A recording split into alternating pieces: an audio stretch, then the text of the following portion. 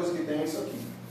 Porque o que a Bíblia menciona e me ensina para mim e para você, desde lá de Gênesis 1:1, em criou Deus os céus e a terra. O resto não é problema seu. Mas nós precisamos entender que o nosso Deus, ele tem poder e governo sobre todas essas coisas. Imagina tudo isso aqui se movendo, um planeta em volta do outro, planetas aqui que cabem 2, 3. Dá para imaginar a imensidão de um Deus desse? Nós precisamos compreender a Deus como algo muito maior. Hoje em dia o camarada dirigindo um carro aí, ele mal consegue ficar na via dele, mas você vai seguir um camarada ali, daqui a pouco você vê que está na faixa, no meio entre a faixa da direita e a da esquerda, quando pensa que não, ele já está comendo a outra faixa. Mas agora você imagina os planetas todos alinhados, e o Sol girando em torno deles, e eles girando em torno do Sol, e não se choca, não se tromba, e isso aqui, desde que a gente se entende por gente, desde que o universo se entende por universo, Deus governa todas essas coisas. Então, a partir daí, nós começamos a compreender a grandeza e o poder do nosso Deus, quando a gente entende que é muito maior do que aquilo que a própria Bíblia ela nos menciona. Ok? O próprio Jesus deixou isso claro. Se fosse para colocar no papel toda a grandeza de Deus e todas as obras, ia faltar papel na face da terra. Mas dentro desse assunto, antes que a gente entre no próximo aí, ficou alguma coisa mais para lá, para cá? Não? Está tranquilo? Então lá vamos nós, hein? O ponto aí, o parágrafo 3, Jesus, o Cordeiro de Deus, levado ao matador. Ok? Antes da gente entender o porquê Jesus foi levado ao matador, vamos voltar um pouco atrás e compreender quem é de fato Cristo.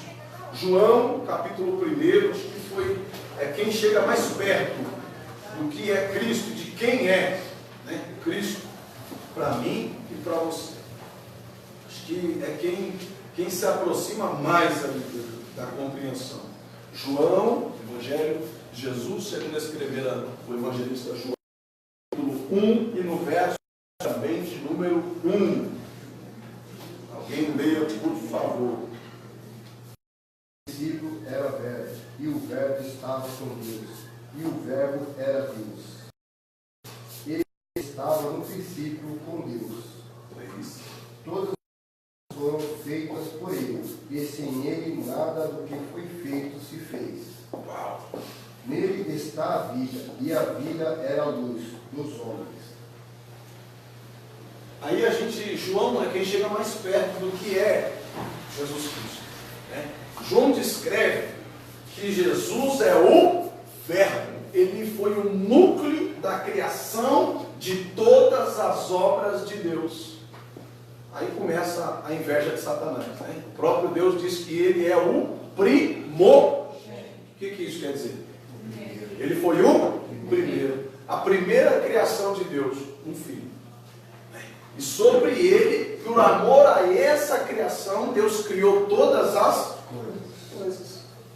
Não é a mesma coisa o pai ter um filho, aí daqui a pouco o menino tem um sonho, ele ouve os outros falar, ele não sabe nem o que é um PS4, nem sabe o que é videogame, vê os outros falando, eu quero um também. O que é? Não sei, mas eu quero. E o pai faz de tudo para poder dar aquilo para o seu filho, cumprir aquilo para o seu filho. Agora você imagina Deus tendo poder sobre todas as coisas, sobre todas as obras, ele cria agora Jesus. Onipresente, onipotente, onisciente, como ele.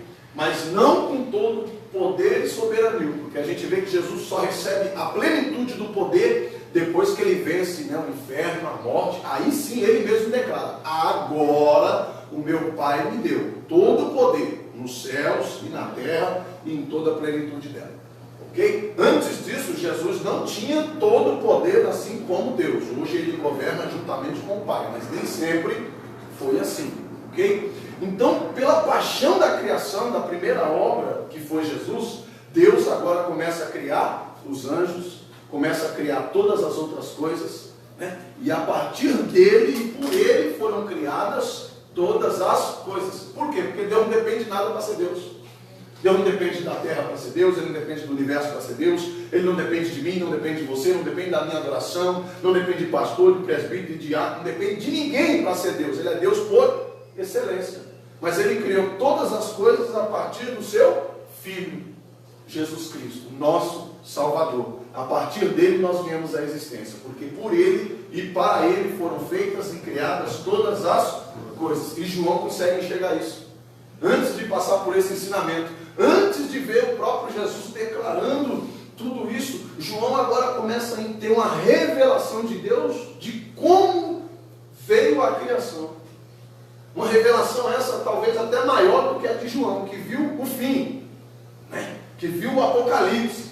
Agora João vê o começo de tudo. João vê o começo de tudo.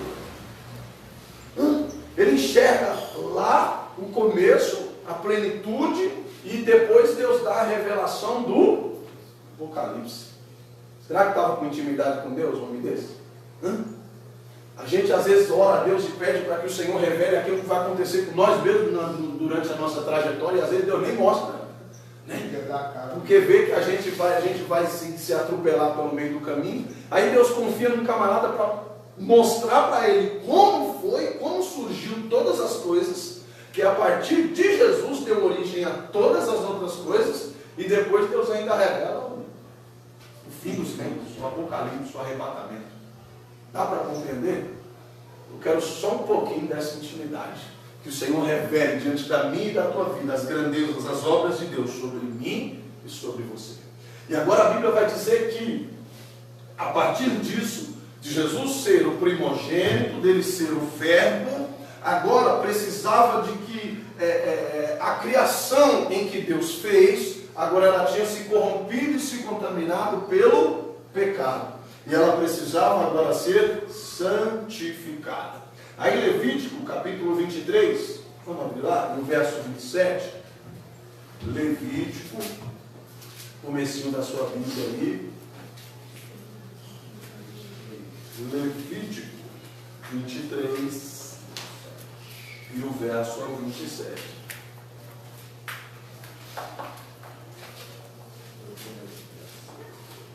A partir do 26, né?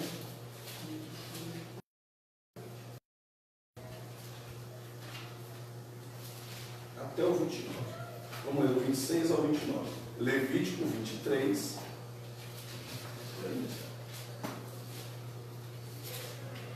Glória a Deus.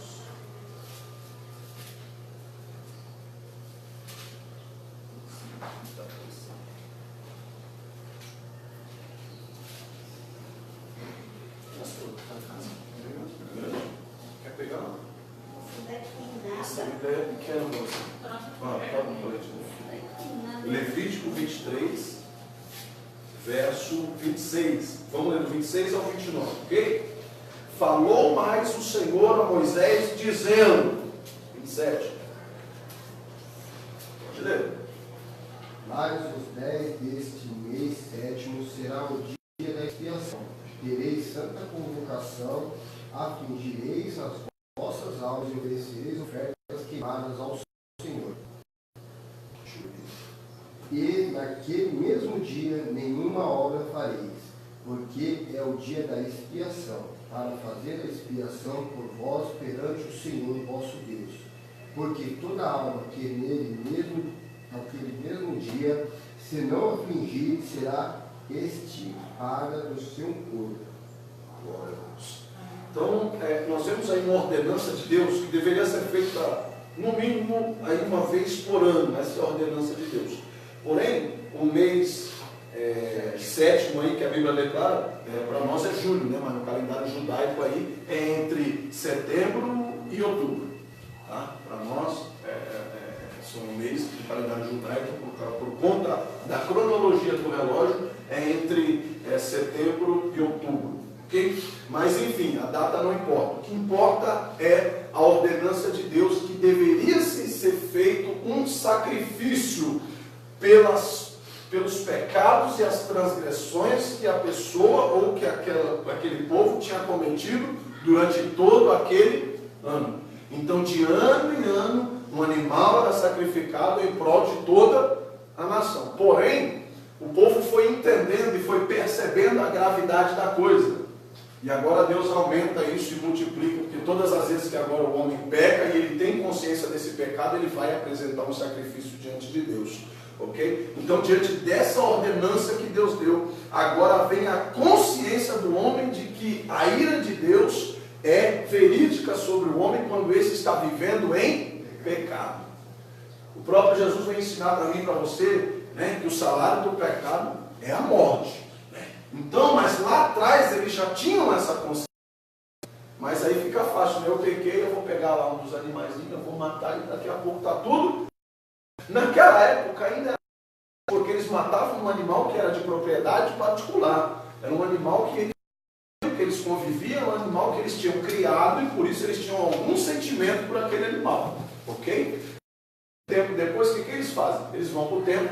Como a viagem era longa, tinha viagem que às vezes, dependendo do lugar onde estava, era cerca até de 3 dias para se fazer essa viagem. O que aconteceu? Não vamos levar mais o animal. A gente compra o animal lá, começaram a vender lá na porta do templo. Foi o caso que Jesus depois banaliza tudo aquilo, né? Porque aí já virou bagunça de vez. Né? Quando era um animalzinho que era de propriedade da pessoa, que tinha cuidado, que tinha amor, que tinha zelo por ele, ainda era uma coisa, Deus ainda meio que relevava a situação, porque eles tinham um sentimento por aquilo ali. E eles sabiam que se eles pecassem de novo, eles teriam que abrir mão de outro animal. Então, né, envolvia sentimento na coisa. Agora, o animal que você acabou de pegar ali, comprou, e já era. Aí Deus falou, não, aí também já é demais. Né? Aí já virou bagunça, né? Mas a situação é a seguinte: nesse sacrifício ele tinha todo um ritual. Né? Você vai ver aí que Levítico 16 vai dizer lá que o sumo sacerdote, ele purificar-se-ia com água, ou seja, ele ia lavar as suas mãos, ele ia lavar ali o rosto, purificando-se com água. Depois, ele ia vestir as vestes santas, ou as vestes sacerdotais, ok? O terceiro ponto é ele matar um novilho para fazer a expiação, tá, dos santos, para que a nuvem do incensário... isso mesmo, ele mataria um novilho para expiação, por si e pela sua família. Primeiro, ele ia sacrificar por si mesmo e pela própria família dele, ok? Isso com o sacerdote. O quarto ponto, ele vai pegar agora uma vasilha e vai pegar as brasas vivas, ou seja, o carvão, né, lá do altar, certo?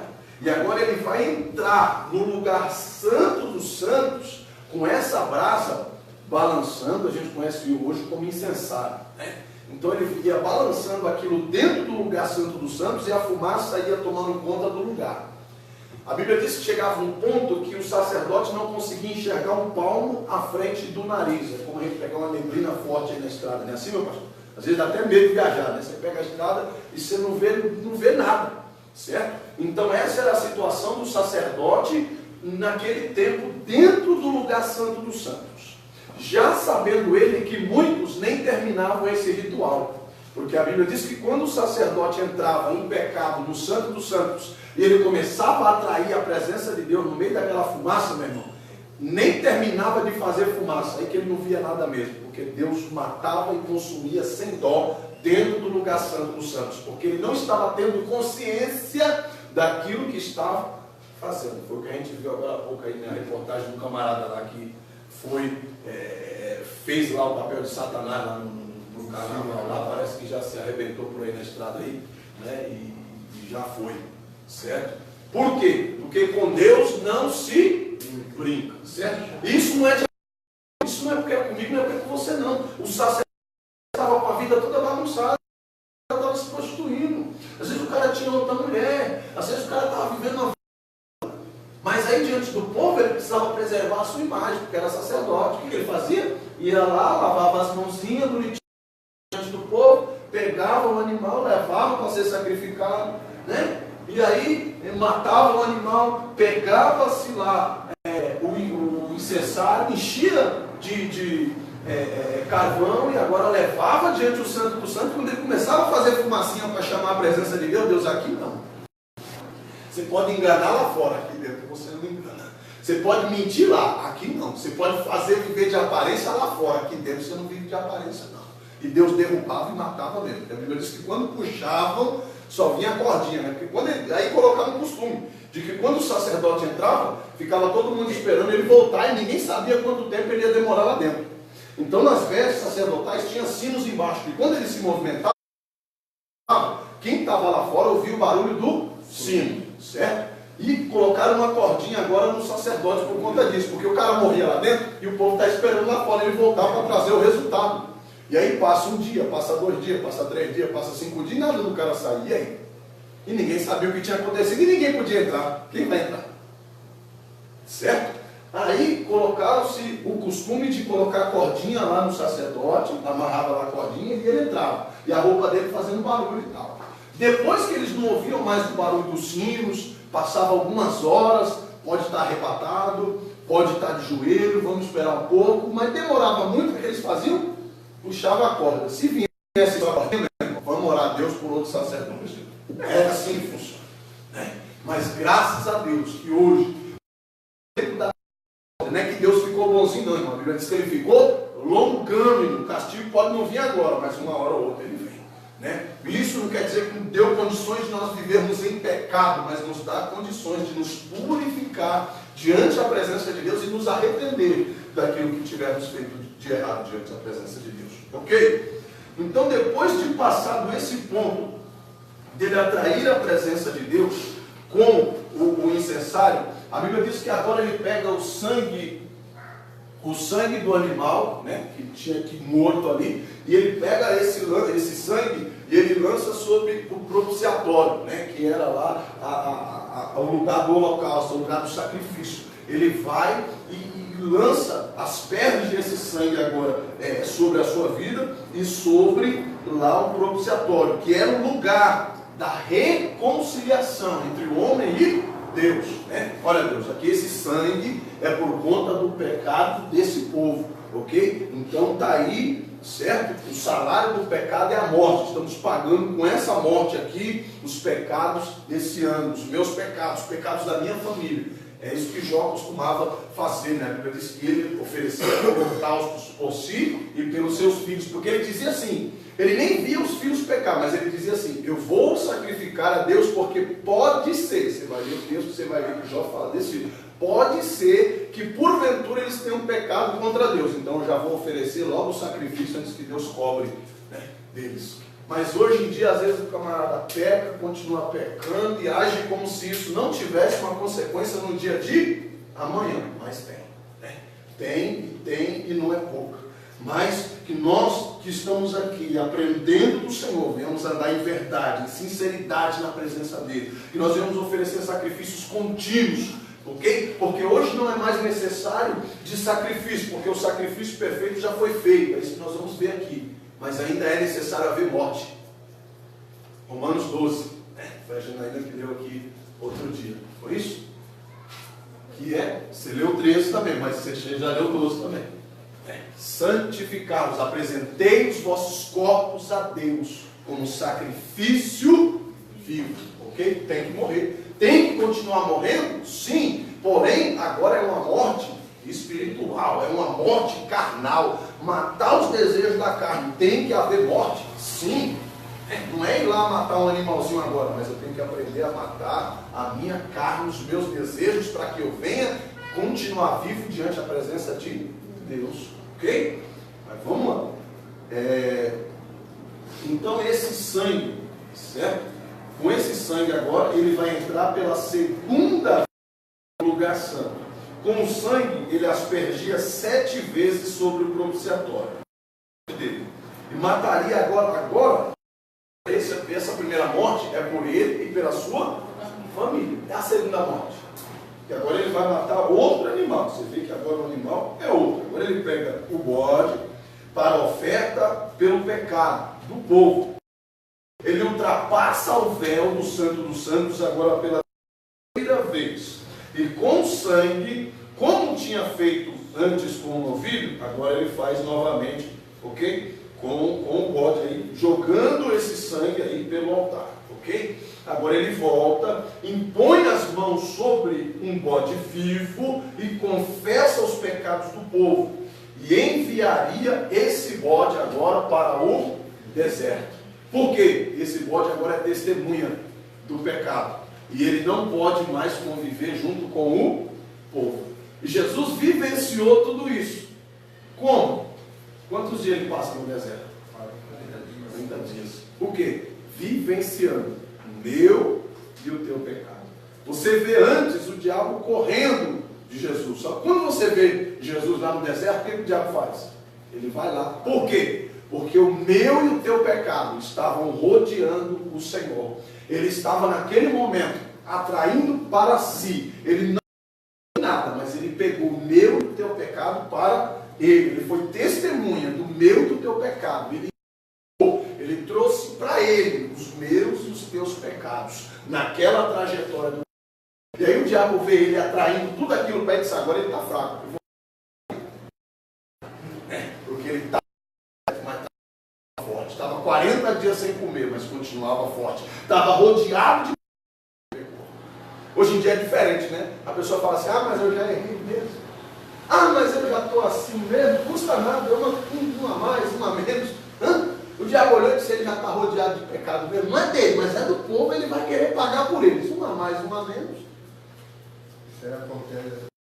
Eu caio para droga, sabia?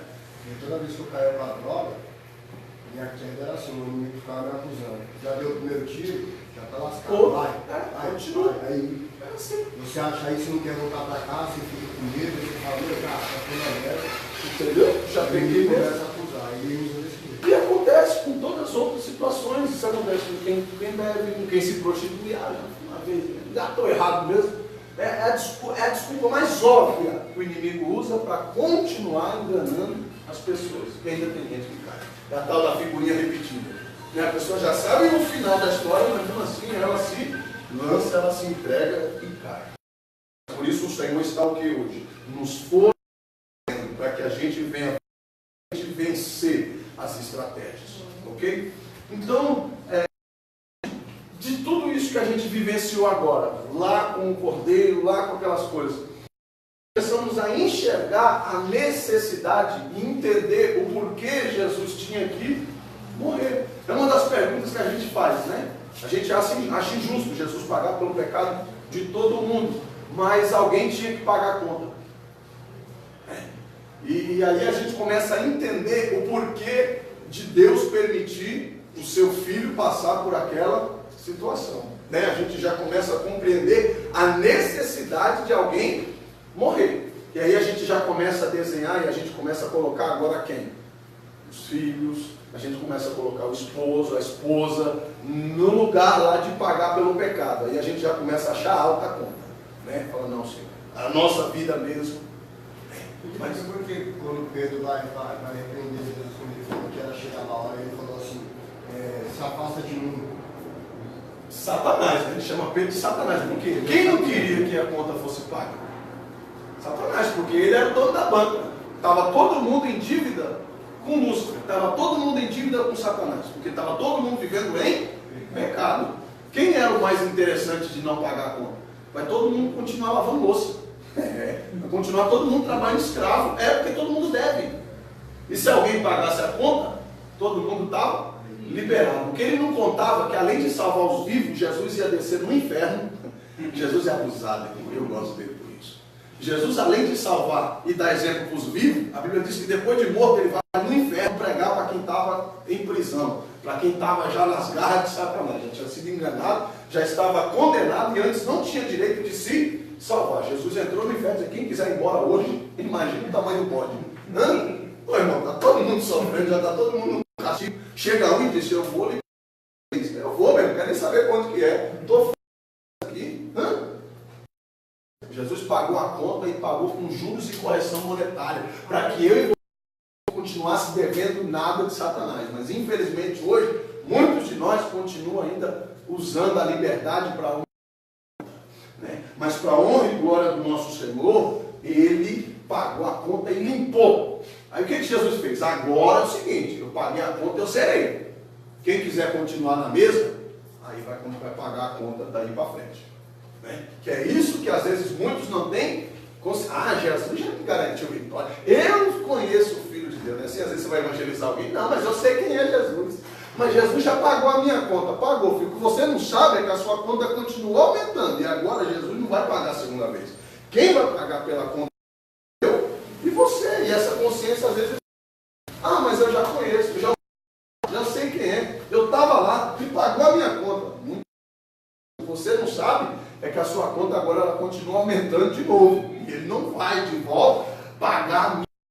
Agora, quem vai pagar é cada um de nós pela consequência dos nossos próprios atos. Ok? Isso aí, já lembro do nosso pecados, Já decorou, tá vendo? Aí tem gente, hoje, tem algumas igrejas aí, que quando vê alguém enfermo, usa isso aqui. Deus, só que ele falou, Deus já levou, mas só que você deu lugar para ficar de novo. Ou seja, é a partir de agora que é com nós, né? Agora nós pagar o preço. Tem gente que não entende. Se confia. Agora não vai mais passar por isso, vai passar sim, porque está dando legalidade. Eu vou sentar, irmão. Não, é forte, irmão. Esse dia era santo, porque os pecados de Israel eram expiados por meio de sangue, já que é impossível que o sangue de touros e bodes remova pecados. Hebreus já deixou isso claro, né? Precisava haver uma morte que pudesse remover o pecado, porque essas mortes que vinham acontecendo, elas só aplacavam a ira de Deus. Deus queria vir consumir o povo, aí eles faziam o sacrifício, a ira de Deus acalmava, mas continuava lá a mancha, continuava lá o pecado. Mas por quê? Porque o sangue de touro pode remover o pecado, e a Bíblia diz que por isso o ritual ele se repetia ano após ano. É o dia grandioso em que Cristo seria oferecido. O sumo pastor, né? Jesus ele foi o sumo pastor, que é aquele que entra para oferecer o sacrifício. Foi o próprio sacrifício, dá para entender? Ele foi o sumo pastor, aquele que ia oferecer o holocausto. E agora ele é a própria oferta. Tanto que nós vamos ver que no momento da crucificação ninguém mata ele de fato, né? Judiaram dele e tal, tudo, e ele está lá, morre, mas não morre, mas ele se entregou. Ele disse: Pai, agora eu entrego o meu espírito. Ninguém tomou de mim, eu estou entregando a minha vida.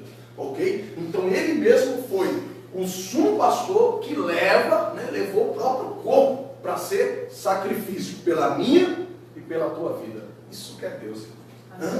Isso que é Deus. Ofereceu a si mesmo, sendo ele o sumo pastor. O que é isso? Ele aquele que escolhia. Agora você vai dar um glória. Sendo ele aquele que escolhia o cordeiro, aquele que escolhia o sacrifício. Ele apontava qualquer. Ele apontou para si mesmo e se entregou no meu e no teu lugar. Para ninguém, para não colocar ninguém, sendo ele o sumo pastor, podendo ele escolher o sacrifício. Ele escolheu a si mesmo, para não sacrificar nem eu e nem você. Aleluia. Para que eu pudesse pagar pelos nossos pecados. Ele mesmo, sendo o sumo pastor. O diabo olha e diz: muito bem, pastorzão, e agora? Cadê a oferta? Você quer salvar todos? Como que você vai fazer? Você não é bom? Alguém vai ter que morrer, querido. Só que o diabo não contava com o checkmate de Jesus. Você vai ter que sacrificar alguém. Você vai ter que sacrificar um, porque vai ter que ter sangue. O negócio, o preço é sangue. E você se declara, se intitula o sumo pastor. E agora? Eu quero é sangue. Jesus disse: pois bem, está aqui. Na veia, pode tirar. Glória a Deus. Aleluia. Sendo ele o salvador da minha alma e da tua alma, ele se doa pelo meu e pelo teu pecado, tirando para sempre a mancha do pecado em que nós carregamos. Hebreus 9, 28. Glória a Deus. É interessante porque já em nenhum momento ele ficou satisfeito com o sacrifício de Jesus, né? Esse que teve aí da Gaviões da Fiel, eles tentaram se justificar. E uma das justificativas deles foi essa: vocês não entendem a Bíblia, vocês não sabem o que a Bíblia está dizendo. E todo mundo estava feliz ali com aquele momento. E pelo contrário, o diabo estava muito. Com certeza, ele sabia que estava por vir Aí muitas pessoas nos comentários, isso é verdade mesmo, não sei o quê, as pessoas todas sendo enganadas, né? Porque se fosse oferecido outra vida que tinha pecado, a pessoa ia morrer, o diabo ia falar, não pagou a conta. Isso aí estava sujo. Ia morrer outro, o diabo ia falar, não pagou a conta, isso aí também tinha pecado. E aí, meu irmão? E um dos comentários que eu fiz foi esse, né? Eu falei, é muito pelo contrário, o diabo estava muito assim, porque aquilo estava acontecendo, amigo. Em nenhum momento eu estava satisfeito. Falou assim, se eu sou profeta na terra, eu dou 40 dias. Eu falei, agora você viu o comentário do meu Tinha dado 40 horas. Tem um livro do. Tem um livro da. Deus que eu sei da vida, tá escrito, eu ainda comentei lá, amém. Tem um livro da Testemunha de Jeová que diz que desde 1914 agora já foi decretado o tempo de 1000 anos de diabo, né? Ele só tem mais 1000 anos até a volta de Jesus. Então ele está devastando todas as vidas que ele pode. É por isso que está acontecendo a profecia de filhos matando pai matando filho. Na verdade, esse tempo nem começou ainda. Só que ele já está enxergando que todas as profecias já se cumpriram. Ok? Então ele está fazendo a limpa porque ele já sabe que não tem muito tempo. Ok? Então Jesus ainda vai aprisionar Satanás. Satanás vai ficar 1000 anos preso. Jesus vai reinar, mas depois ele vai ser solto de novo. Então esse aí é um tempo na frente. Mas para esse tempo ele já entendeu que a mesa virou, meu irmão. Ele já viu que ele está perdendo. Porque antigamente ele conseguia desviar as pessoas deixando elas dentro da igreja. Porque quando o diabo começou a desviar o crente e o crente sair da igreja, o que a gente começou a fazer? A gente começou a buscar em casa. E aí a pessoa se convertia, a pessoa se arrependia, a pessoa voltava. E agora o intuito dele é fazer o quê? É desviar a pessoa e deixar dentro da igreja, porque ninguém percebe. Está todo domingo lá, está todo sábado na igreja, mas não ora mais, não consagra mais, não busca mais, não estuda mais, não lê mais Bíblia. Está morto, mas ninguém enxerga. Certo? Mas o que? Para que Deus está nos despertando? Para que a gente continue buscando e praticando a verdade, a palavra e a obra de Deus. Está cheio de defunto aí, irmão, nas igrejas, né? Entendeu? Você vai, é muita gente, mas aí você vê a palavra vem e não toca, e Jesus passa e ninguém sente, ninguém vê, e anjo desce e sobe, ninguém percebe. E aí quando vê um barulho, pode ser um carro de som que passa na rua. Aí o povo levanta na igreja. Era lá fora. Né? O povo está tão assim que qualquer lata que cair dentro da igreja, o povo sai pulando. Não, calma. Seja sensível à presença e o toque de Deus na sua vida. Seja sensível à presença. Quantas vezes? Eu venho no ônibus sempre vigiar para não sair pulando no meio. Você sentado ali, você vem na comunhão com Deus. Quando você pensa que não, o Espírito Santo já está ali. E o movimento está tão bom que quando você abre o olho, você fala, deixa eu dar uma segurada nisso. O povo vai dizer que eu estou maluco aqui nesse negócio. Porque a presença de Deus é assim, irmão. Deus vem, Ele toca. Você sente mesmo, mas é inconfundível, não depende, não precisa de incentivo para que a presença de Deus se manifeste. Eu vou repetir, aquele que tem intimidade com Deus não precisa de incentivo para sentir a presença. Não precisa daquele hino, não precisa daquela palavra para ser uma palavra de repreensão, ele sente a presença. Pode não ter hino nenhum, ele sente a presença, porque ele tem comunhão com Deus. Imagina Jesus se depender. Se dependesse de influência para Jesus sentir a presença, fazer milagre. Vivendo no meio de um povo incrédulo, vivendo no meio de fariseus. Se Jesus dependesse de influência para sentir a presença, para operar milagre, meu irmão, estava na roça. No meio de um povo incrédulo. Se precisasse daquele hino para ser motivado, para ser tocado, se precisasse daquela, não tinha. Até os que estavam com ele, quando ele precisava, não estavam. Imagina.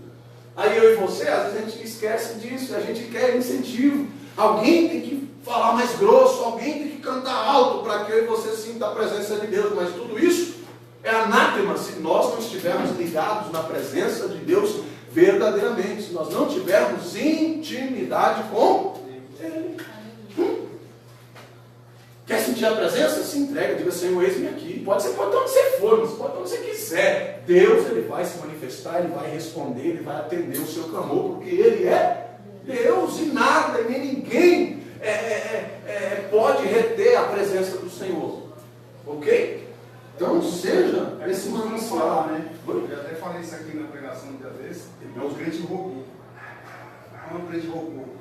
Meu irmão dando glória a Deus, meu irmão louvando, meu irmão falando comigo, aí começa. Ô, glória, começa a pular. Às vezes o irmão que começou nem tá em Deus, às vezes falou para não passar vergonha, né? Mas eu sei de um pouco, vai acompanhando o pastor, vai acompanhando o presbítero, vai acompanhando a irmã, mas nem sabe o que ele está falando, nem sabe. Ali, mas está acompanhando. É o que a gente lembra. Daí vai embora do culto e a alegria não permanece. Vai embora e está triste. Sai de um culto abençoado e está com o coração amargurado. Por quê? Porque aquilo que você sentiu não foi presença, foi emoção. Você se alegrou com a alegria do seu irmão, mas você de fato não estava sentindo a alegria de Deus. Às vezes a gente se alegra porque a gente vê o outro se alegrando. Mas quando de fato Deus nos toca, meu irmão, você pode sair daqui e entrar numa guerra, que nada tira a alegria do Senhor do seu coração. Você pode sair daqui amanhã cheio de Deus, e amanhã você chegar na empresa, você é mandado embora, você sai de lá dando risada, glória a Deus, aleluia, porque você está cheio da presença.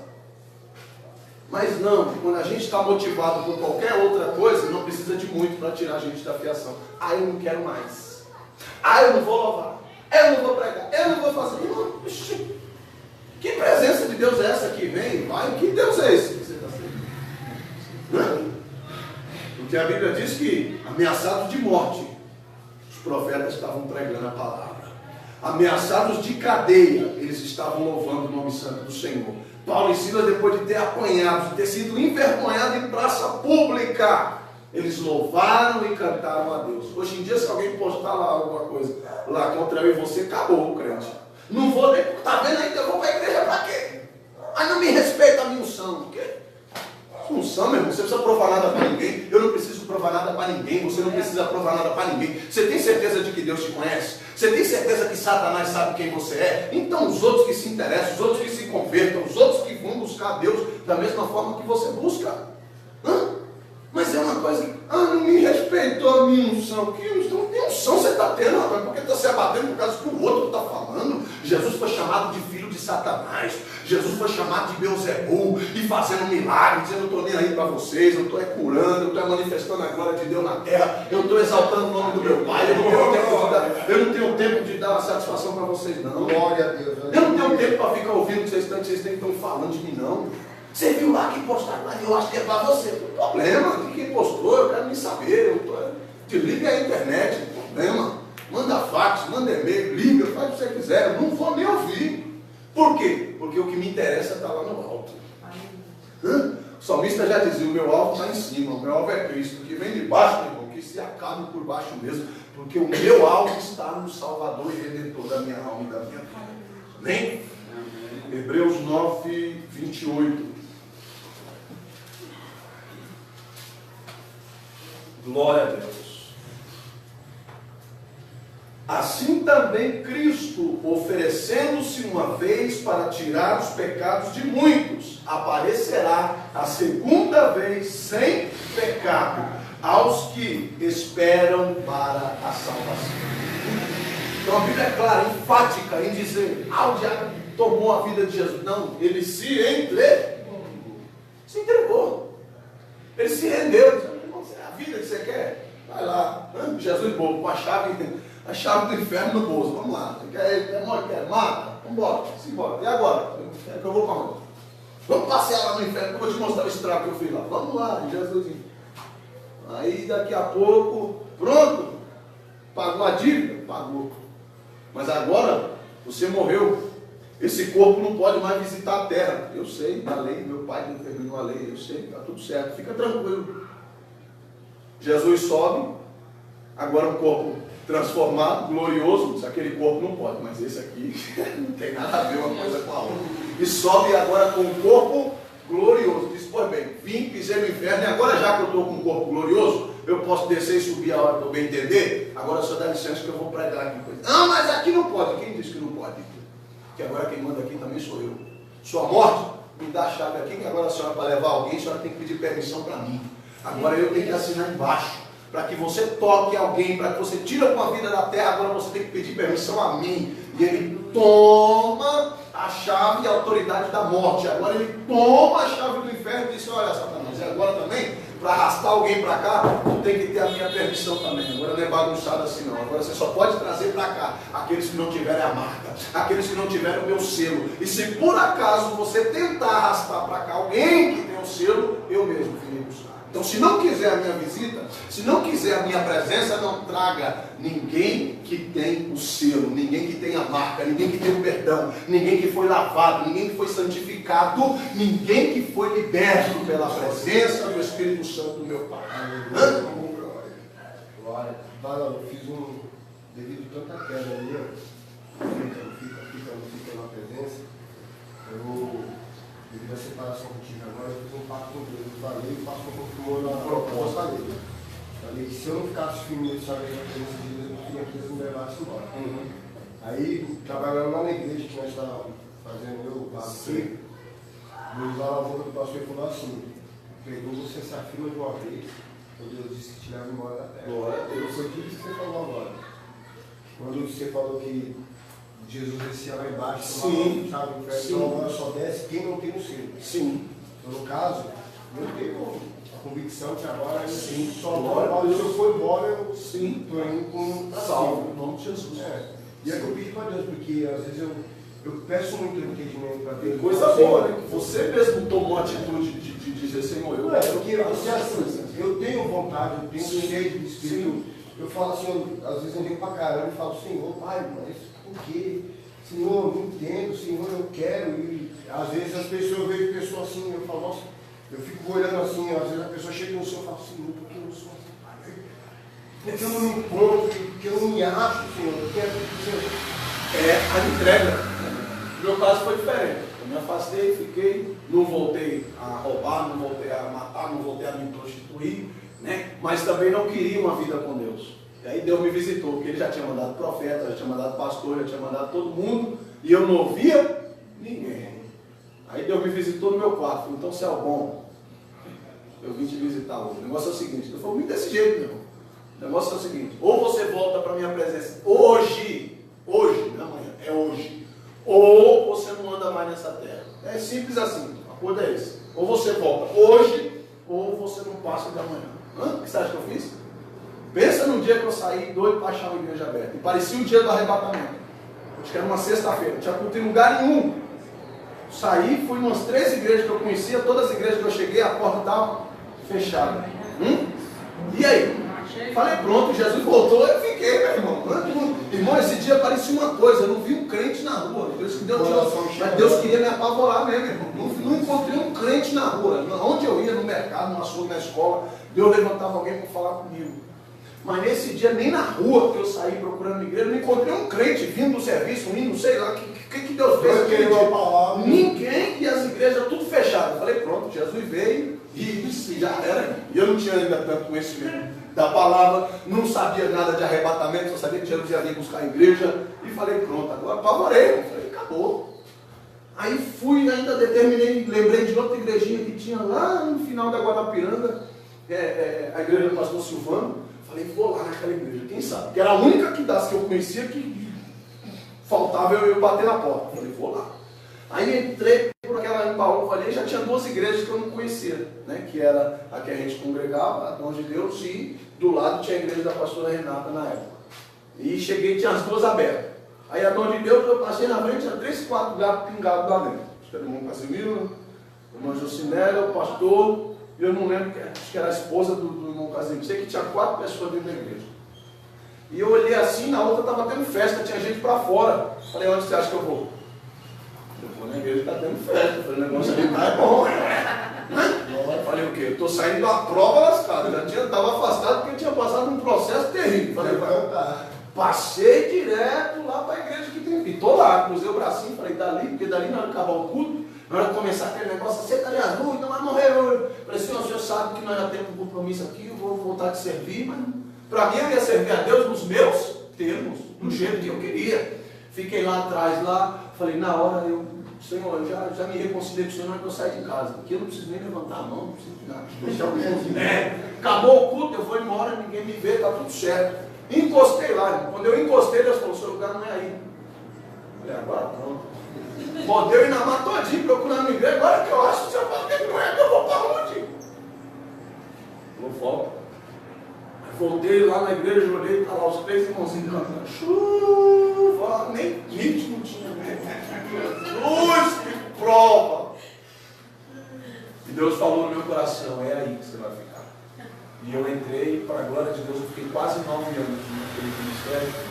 Foi onde Deus começou a me levantar, foi onde eu passei grandes provações na minha vida, mas foi o período onde eu comecei verdadeiramente a conhecer a Deus. Com as provas, com as lutas que eu fui passando, eu fui crescendo na presença do Senhor e aprendendo o que fazer e como fazer e também como não fazer, Deus me instruindo em todas as coisas, igual Paulo, né? Aprendi a ter em abundância e aprendi também a padecer necessidade. Foi um tempo de aprendizado na minha vida, né? Quase 10 anos aí de altos e baixos e Deus assim abençoando e confirmando, né, o meu ministério. Mas é desse jeito, né? Se você não se posiciona, Deus posiciona você.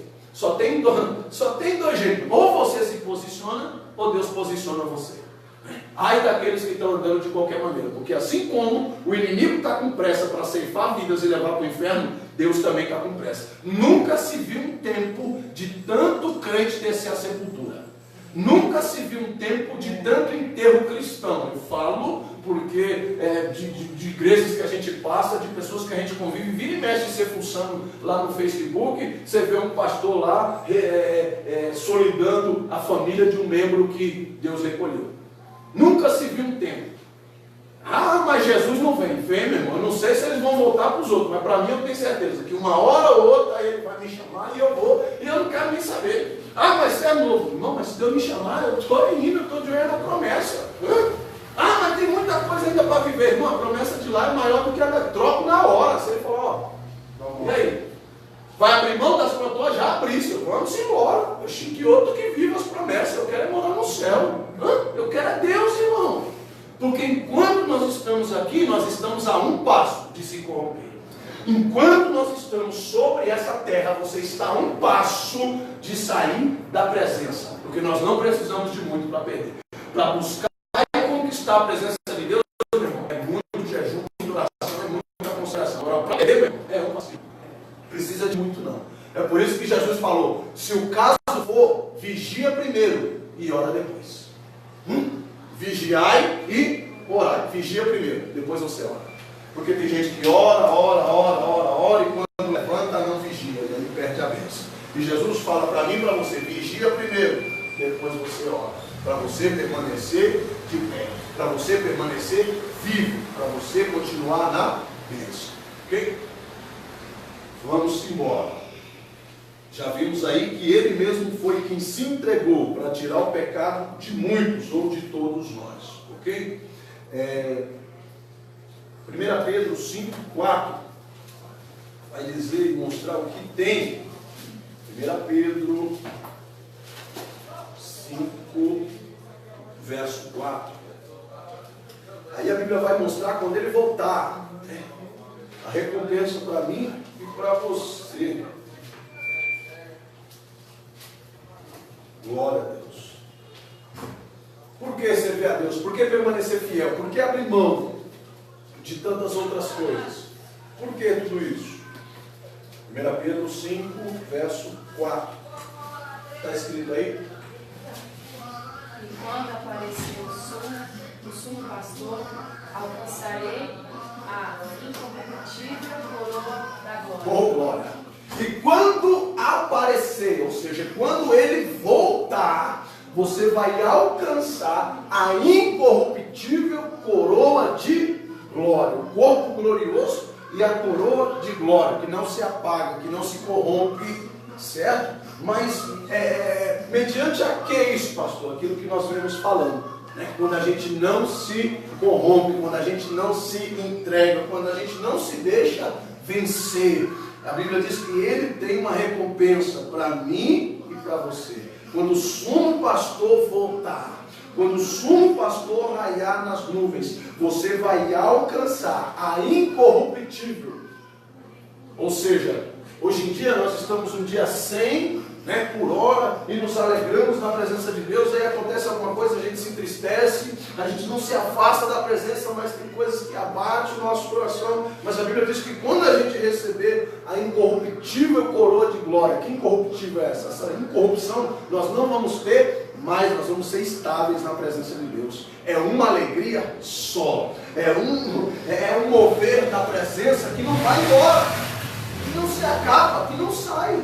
Não é como hoje, a gente vem se alegra na presença de Deus, a gente passa uma prova aqui, uma ali, nós estamos na presença, mas a gente sente, a gente é carne, a gente, né, dá uma balançada. Mas a Bíblia diz que vai chegar nesse tempo que o meu e o seu galardão vai ser incorruptível. Nada vai tirar a presença de Deus de você. Você vai todos os dias estar com a presença. Segundo a segundo, a presença de Deus vai sendo manifesta na tua vida, vai crescendo na tua vida.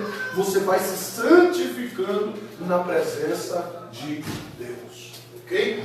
Tudo isso porque um dia Ele se ofereceu por mim e por você.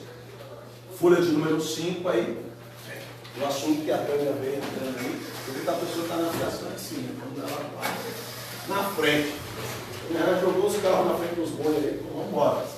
Isaías capítulo 53, verso 7. Ele foi oprimido e humilhado, mas abriu a boca. Por que Jesus ele foi humilhado e oprimido e não abriu a boca? Vocês acham? Muito pegado. Foi? Muito pegado ser humano. Não. Por que era necessário? Já gritaram, já reclamaram, já falaram. Por que era necessário ele ficar mudo? Tem um significado. E agora? Jesus estava no lugar de alguém, se lembra? Tem a ver com No o lugar de sacrifício, não tem? Tem. Jesus estava no lugar de quem? Nós. Ele estava no lugar lá do sacrifício, ele estava no lugar da ovelha. Ele estava no nosso lugar. Mas nesse momento, ele era o sumo pastor e ele mesmo era o sacrifício, a oferta. Então ele estava no lugar da ovelha. Irmãos, vai um porco para a morte, você precisa ver a bagunça que é para matar um porco. O bicho grita, ele esperneia, ele chora, igual criança, você fica até com dó de terminar de matar o bicho, porque ele sabe que ele vai morrer. Vai matar um boi, para você ver a treta que é. Se ele se ligar que ele está indo, tanto que o matadouro, ele é estreito, e o bicho entra e ele não tem lugar para ele se bater, porque se tiver, meu irmão, ele te quebra na emenda, te chapa no muro e vai embora. Ok? Então todo matadouro, você pode ver, você pesquisa lá depois na internet, todo matadouro que vai matar esses animais, né, esses boi, é um caminhozinho assim que não dá para ele se debater, não dá para ele pular, é estreito e é alto. Tanto para matar um boi, é uma machadada no pé da cabeça, tem um sentido. É um golpe só, porque se o caba erra ou ele tem a possibilidade de se debater, meu irmão, você não pega mais. Certo? Agora, teve um assunto aí que vaza aqui, que a da irmã vegana lá, você lembra? Ela falou? A irmã lá naquele dia do churrasco, ela falou que era vegana. E ela falou que a dor do sofrimento do bicho passa para a carne e passa para nós. Eu vi isso, né? É uma novidade. Nossa, ele entrou no modo errado. dá uma Bíblia para ela. Jesus santificou. Ela falou que quem não come a carne. Tá igual Paulo, né? Não, não vou com longe de mim comer esse animal. Jesus falou, mas eu já santifiquei. Né? Eu já santifiquei. Então, o próprio Deus, não lê Gênesis 1 e 1, não precisa ler a Bíblia toda, não lê Gênesis lá, capítulo 1, já te ajuda, já. Deus falou para Adão, daí você vai tirar o mantimento, o alimento, você vai comer, você vai se alimentar e se fartar e domina a terra e pronto, acabou. Não foi dar o domínio de todos os Falta animais. consciência às vezes das pessoas, né? Mas, como eu vinha falando no assunto, agora, o animal, a ovelha, ela não faz escândalo. Ela não faz escândalo para morrer. Ela se entrega, porque ela confia no pastor. Ela sabe que o pastor vai fazer o melhor para ela. Ela sabe que se chegar o momento dela ser sacrificada, é porque pode ser que o pastor viu uma enfermidade nela, que ela não vai suportar a dor, então ele vai antecipar o momento da sua morte. Ela se entrega, ela vai morrer. Por isso que a Bíblia diz que Jesus foi como um cordeiro mudo para o matador. Por quê? Porque ele confia em Deus. Ele sabia que o seu pai não ia deixar ele morto. Jesus não não sabia que ele ia voltar à vida, ele sabia que ele ia participar do sacrifício. Por que você acha que na hora ele fala, Pai, o que eu acabei de dizer para vocês, o que Jesus fala? Quando ele entende o momento da sua morte, o que ele fala? Pai, passa de mim esse cálice, eu estou com medo. Mas todavia, seja feita a sua vontade. Eu confio no Senhor. Ele vai e ele se entrega. Da mesma maneira que a ovelha, ela confia, ela ouve a voz do seu pastor. E Jesus aqui, mesmo sendo o sumo pastor, ele sabia que o pastor dos pastores estava sobre ele. E ele era obediente em tudo à voz do Pai. E ele se entrega. Quando ele se entrega, Deus devolve para ele o dom da vida. Deus sopra de novo a vida nele e dá ele condições de voltar no inferno, virar o jogo, vencer a morte, subir na terra, se apresentar e passar 40 dias com seus discípulos depois que tinha sido morto. Passa 40 dias com seus discípulos, instrui eles novamente, aumenta a fé, aumenta o amor e sobe novamente. Então é por isso que a Bíblia diz que ele sofreu como um cordeiro mudo, porque ele estava no lugar na hora que da crucificação de Jesus, que ele pede água para beber, os caras não vamos chegar nesse ponto, senão você me... já está aí, está aí na apostila. Então, o servo do Senhor teve que sofrer. Ele teve que passar por esse momento porque ele estava no lugar do sacrifício. O sacrifício tinha que ser completo e tinha que ser perfeito. Mas essa morte de Jesus custou caro para os judeus. Por quê? Porque eles não creram que ele é Deus. Por quê? Se ele era Deus, por que ele morreu? Se ele era Deus, por que os homens conseguiram matá-lo? Não, mas se ele era Deus, por que morreu? Porque a ideia de ser Deus é ser poderoso, é ser todo poderoso. Então quando eles viram Jesus ser morto, eles logo recusaram e rejeitaram ele como Deus. Se já rejeitavam antes, imagina depois de morto. A ideia de que o homem pudesse matar a Deus constrangeu os judeus. Eles deixaram de crer de fato, de verdade, de que Cristo, em hipótese alguma, poderia ser Deus. Por quê? Porque os homens puderam matá-lo. E isso criou uma confusão danada na cabeça dos judeus, que já estavam com dúvida quanto Jesus, mesmo ele operando milagres, mesmo ele tendo se apresentado, mesmo ele tendo feito um monte de coisa, certo? Ao contrário de hoje, né? Hoje em dia a pessoa morre e fica boazinha, né? O camarada não vale nada. Aí você vai no texto, oh meu Deus, que dó, tá tão bom. Agora mais ainda, que agora não fala mal de ninguém, não deve ninguém. Agora quem deve não vai querer cobrar. Aí vira a melhor pessoa do mundo, né? Pode ser a desgrameira que for. Morreu, você vira a melhor pessoa do mundo. Mas aqui não, aqui o negócio foi o contrário. Jesus fez bem-aventurança, andou com um e com o outro, e fez aquela coisa toda. Quando morreu, nem os amigos estavam no velório. A Bíblia diz que antes dele morrer, ele levanta os olhos e ele procura. E cadê os discípulos? Cadê os amigos? Cadê os parentes? Cadê aqueles que deviam estar ali, ajudando ele a passar por aquele momento? Quase ninguém. Então, nós vemos aí, sentimos o peso da rejeição. Nós sentimos aí a dificuldade para os judeus crerem. Porque é isso que Paulo fala lá aos Coríntios. 1 Coríntios 1, 23, Paulo está fazendo menção disso. 1 aos Coríntios, capítulo 1 e o verso 23. Paulo está fazendo menção exatamente desse ponto. Glória a Deus. 1 aos Coríntios, capítulo 1, verso 23. Olha aí o que Paulo está explicando, exatamente o que eu acabei de vos falar. Vamos ler o 22 e o 23 para ficar melhor a compreensão. Porque os judeus pedem sinal e os gregos buscam sabedoria. Mas nós pregamos a Cristo crucificado. Que aí, o que acontece? Pregamos a Cristo crucificado, que é escândalo para os judeus e loucura para os gregos. Confundiu os dois. Os dois povos. Eles brigavam entre si, porque uns diziam que o Salvador viria de uma parte, outros diziam que o Salvador viria de outra. E aí Jesus vem agora e morre. E ficou bem no meio do caminho. E aí os judeus empurram e dizem, não, isso aí era o que você estava esperando. E os gregos, não, isso aí é de vocês. Nossa, não veio ainda não. Né? E ficou naquele jogo. Jesus ficou no meio. Porque foi escândalo para eles de que o Filho de Deus tivesse morrido. Não, a gente não quer mais não. Pega para vocês. Não, agora é de vocês. Ah, não. Vocês agora não é mais? Não, agora a gente também não quer. Não, no meio do caminho. E até hoje, né, a gente encontra essa situação. Ah, mas eu não preciso servir a Jesus. Ah, mas eu fui para a igreja tal e aconteceu assim, eu fui para a igreja tal, aconteceu assado, agora eu fico na minha. Na sua o quê? Na minha igreja. Onde é a sua igreja? Em casa. Glória a Deus. Espero que esteja sendo consagrada, espero que você esteja buscando, esteja orando, mas não tem como ser membro de um corpo sendo um membro só. Né? Você só é um membro, você nunca vai ser um corpo. E a Bíblia diz que Jesus vai vir buscar o corpo.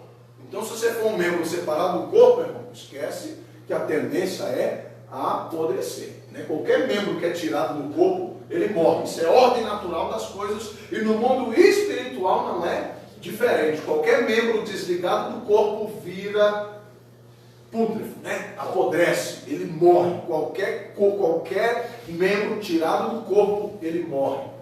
E é assim na vida espiritual também. A pessoa sai porque teve uma decepção na igreja, sai e não procura um outro lugar para congregar e agora quer ficar em casa, quer ficar sozinha. A tendência é morrer, o final é morte, não tem outro caminho. Porque você é membro de um corpo e você fora do corpo, você apodrece, não tem jeito. Ok? Então todos nós precisamos estar ligados ao corpo de Cristo. Qual é o corpo de Cristo? A igreja. Certo? Então todos nós precisamos estar ligados ao corpo. E se esse corpo está fazendo mal para você, sai e pula. Paulo faz o implante. Né? Não é assim? Mas a pessoa morre da parada cerebral. Né? O cérebro morreu, mas aí os órgãos estão vivos, os olhos estão funcionando, o coração está funcionando. O que acontece? O médico vai lá, tira aquele órgão, põe aquele órgão que está vivo e tem aquela consciência. E é isso que deve ser feito com os membros. Às vezes você está no corpo, mas você está vendo que o corpo está mal. O corpo não funciona, o corpo não anda, o corpo não te alimenta, o corpo não te ensina, o corpo não te doutrina. O que você vai fazer? Sai desse corpo antes que esse corpo morre junto com você e te mata junto. Né? E aí você vai ser implantado, enxertado na videira, num corpo que te ajude a permanecer vivo, num corpo que te dê saúde, num corpo que te dê estrutura, num corpo que te dê vida. É isso que nós estamos fazendo. Buscando o quê? Alimento, buscando continuar vivo na presença de Deus, para não sermos lá os zumbizinhos lá de Ezequiel 37, né? Para não sermos lá aquele vale de ossos secos.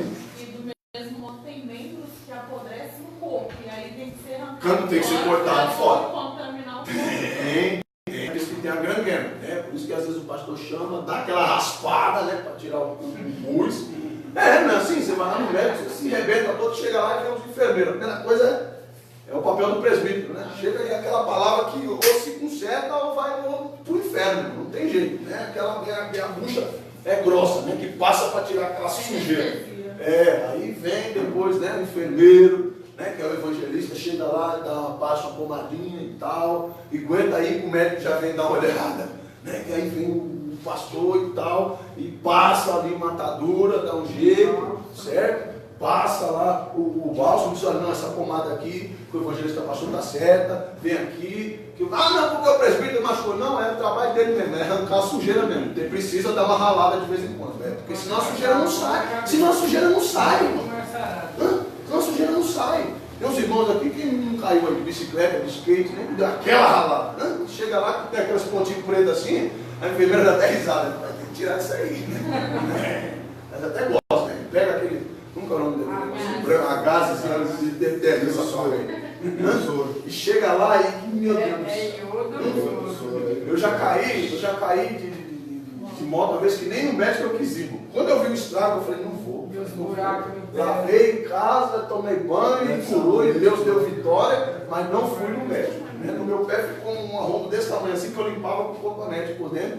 Eu mesmo, para não ir no hospital, porque eu já sabia o que eu ia passar lá, né? Já tinha caído outras vezes de bicicleta. Foi o pezinho, né, da moto? Foi onde passa a marcha, entrou no meu dedão lá. Mas nesse tempo ainda era bom, que ele foi inventando o preço do papo do metiolado. Ela praga lá. Não é de Deus, não. Escritor, né? Não. Diz que não dói, né? Agora não vai mais não. Não, o bom é que eles passavam e depois sopravam em cima, né? Pra ver se estava funcionando. Mas você entendeu a importância? Ah, porque me machucou, pastor, porque falou assim, mas tá certo, meu irmão, precisa tirar a gangueira, precisa tirar a sujeira, por quê? Porque senão não sara. Senão a pessoa fica doente dentro da igreja. Toda vez que vem uma palavra, ai, porque me machucou, porque falou assim, não, irmão, é que está doente, precisa ser sarado, precisa ser curado, arranca logo essa danada dessa gangueira de cima, arranca esse pus aí, para o Senhor passar o bálsamo logo, joga fora esse rancor, essa mágoa, para que Deus possa transformar a sua vida, para que você possa crescer na presença do Senhor. E o papel hoje da igreja é esse, ajudar as pessoas a se curarem, certo? Vamos lá. Então, essa ideia confundiu a mente tanto dos judeus quanto a mente dos gregos, ok? Então a Bíblia diz que nenhum homem, nem toda a humanidade como todo, pode superar o poder de Deus. Mas essa compreensão eles não tiveram. Eles não entenderam de que Jesus não tinha, os homens não tinham matado, e que ele sim tinha se entregado à sua vida. Eles não compreenderam isso, certo? O abate de bois é esperado com muito berro, né? Foi aquilo que eu falei para vocês. Quando a pessoa está se preparando para matar um boi, para matar um porco, aí a pessoa já sabe que vai ter escândalo no negócio. Eles já se preparam para aquele momento, já faz de tudo para amenizar, que nem o varão ele falou, né? Eles procuram já dar uma machadada já no meio da cabeça, que é para não ter escândalo de uma vez só e acabou. Mas o que acontece? Eles vão em fila. E aí o que está atrás já está vendo o outro lá morrer. E aí ele quer voltar para trás. Mas aí não dá, porque atrás já tem outro. E a cancela lá atrás está fechada. Aí você imagina. Então, quando eles podem minimizar esse sofrimento, eles assim o fazem. Mas com a ovelha é diferente. Ela vai com amor, ela vai sem temor, ela se entrega porque ela confia. E eles não, que os judeus e os gregos não entenderam, que nenhuma mão de carne, nem de osso, poderia de fato ameaçar o Filho de Deus. Mas desde o princípio, na sua estadia entre os homens, ele se fez acessível a todos nós. Jesus comia com pecadores, Jesus visitava os seus amigos, Jesus andava de casa em casa. Em todo o tempo ele foi acessível aos homens. E talvez por isso eles não compreenderam de que ele era Deus, porque para eles a ideia de Deus tinha que ser totalmente isolado, inacessível, né, como o Pai eterno é. Mas Jesus não, pelo fato dele se fazer tão simples, eles o rejeitaram como sendo Deus. Mas nós queremos a presença dele pertinho de nós, sim ou não? Se achegue mesmo, Jesus, encosta aí, faz morada, chegue mais. Junte-se a nós, manifesta a tua glória, manifesta a tua presença. É por isso que quando você começa a orar, pedindo a presença de Deus, ele não demora muito para chegar. Ele logo se achega, de tanto que ele foi rejeitado, de tanto que ele foi humilhado. Hoje, quando ele se sente querido, quando ele se sente atraído por você na sua casa, no meio da sua família, logo ele vem, logo ele mostra. Por quê? Porque ele está esperando alguém que abra as portas. O que foi que ele disse lá para o Apocalipse? A igreja. Eis que eu estou lá.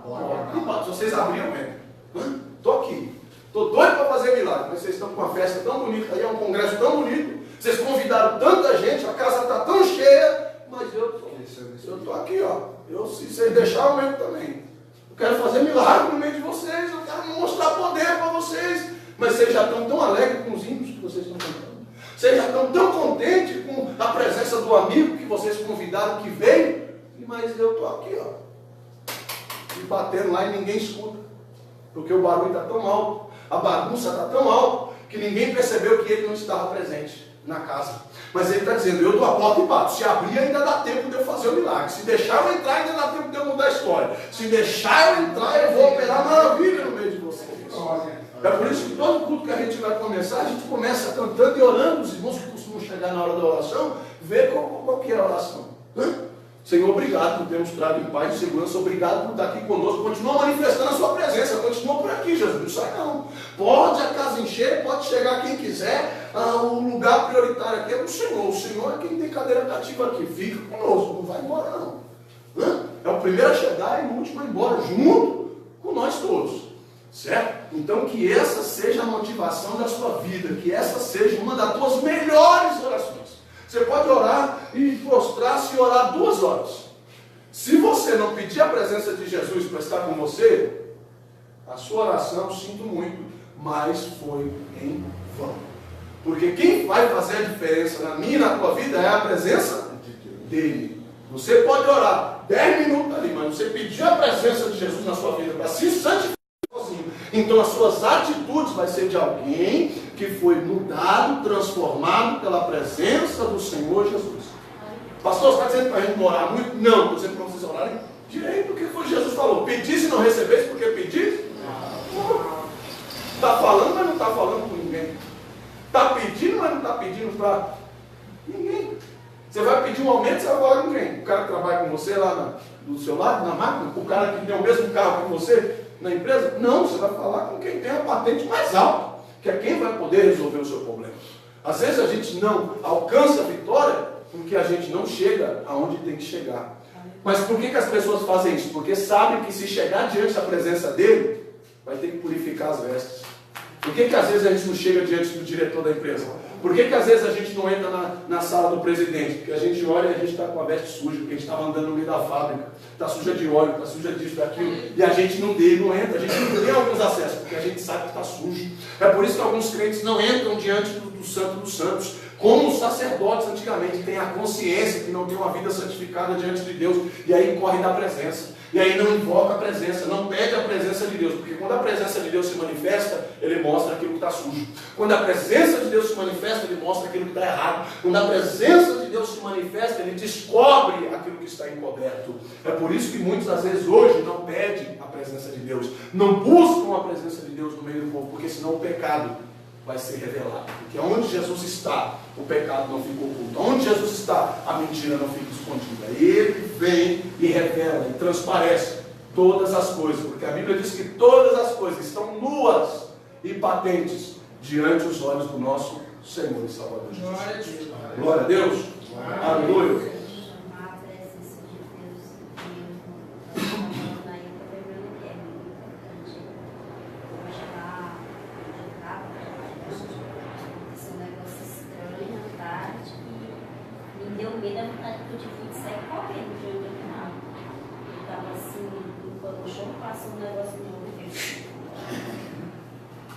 Eu já tinha visto um vulto passar por quarto quando eu estava lá na cozinha. Eu olhei assim, pensei que tinha sido a cachorra que tinha entrado. Eu olhei e não vi a cachorra, eu falei, está repreendido, em nome de Jesus.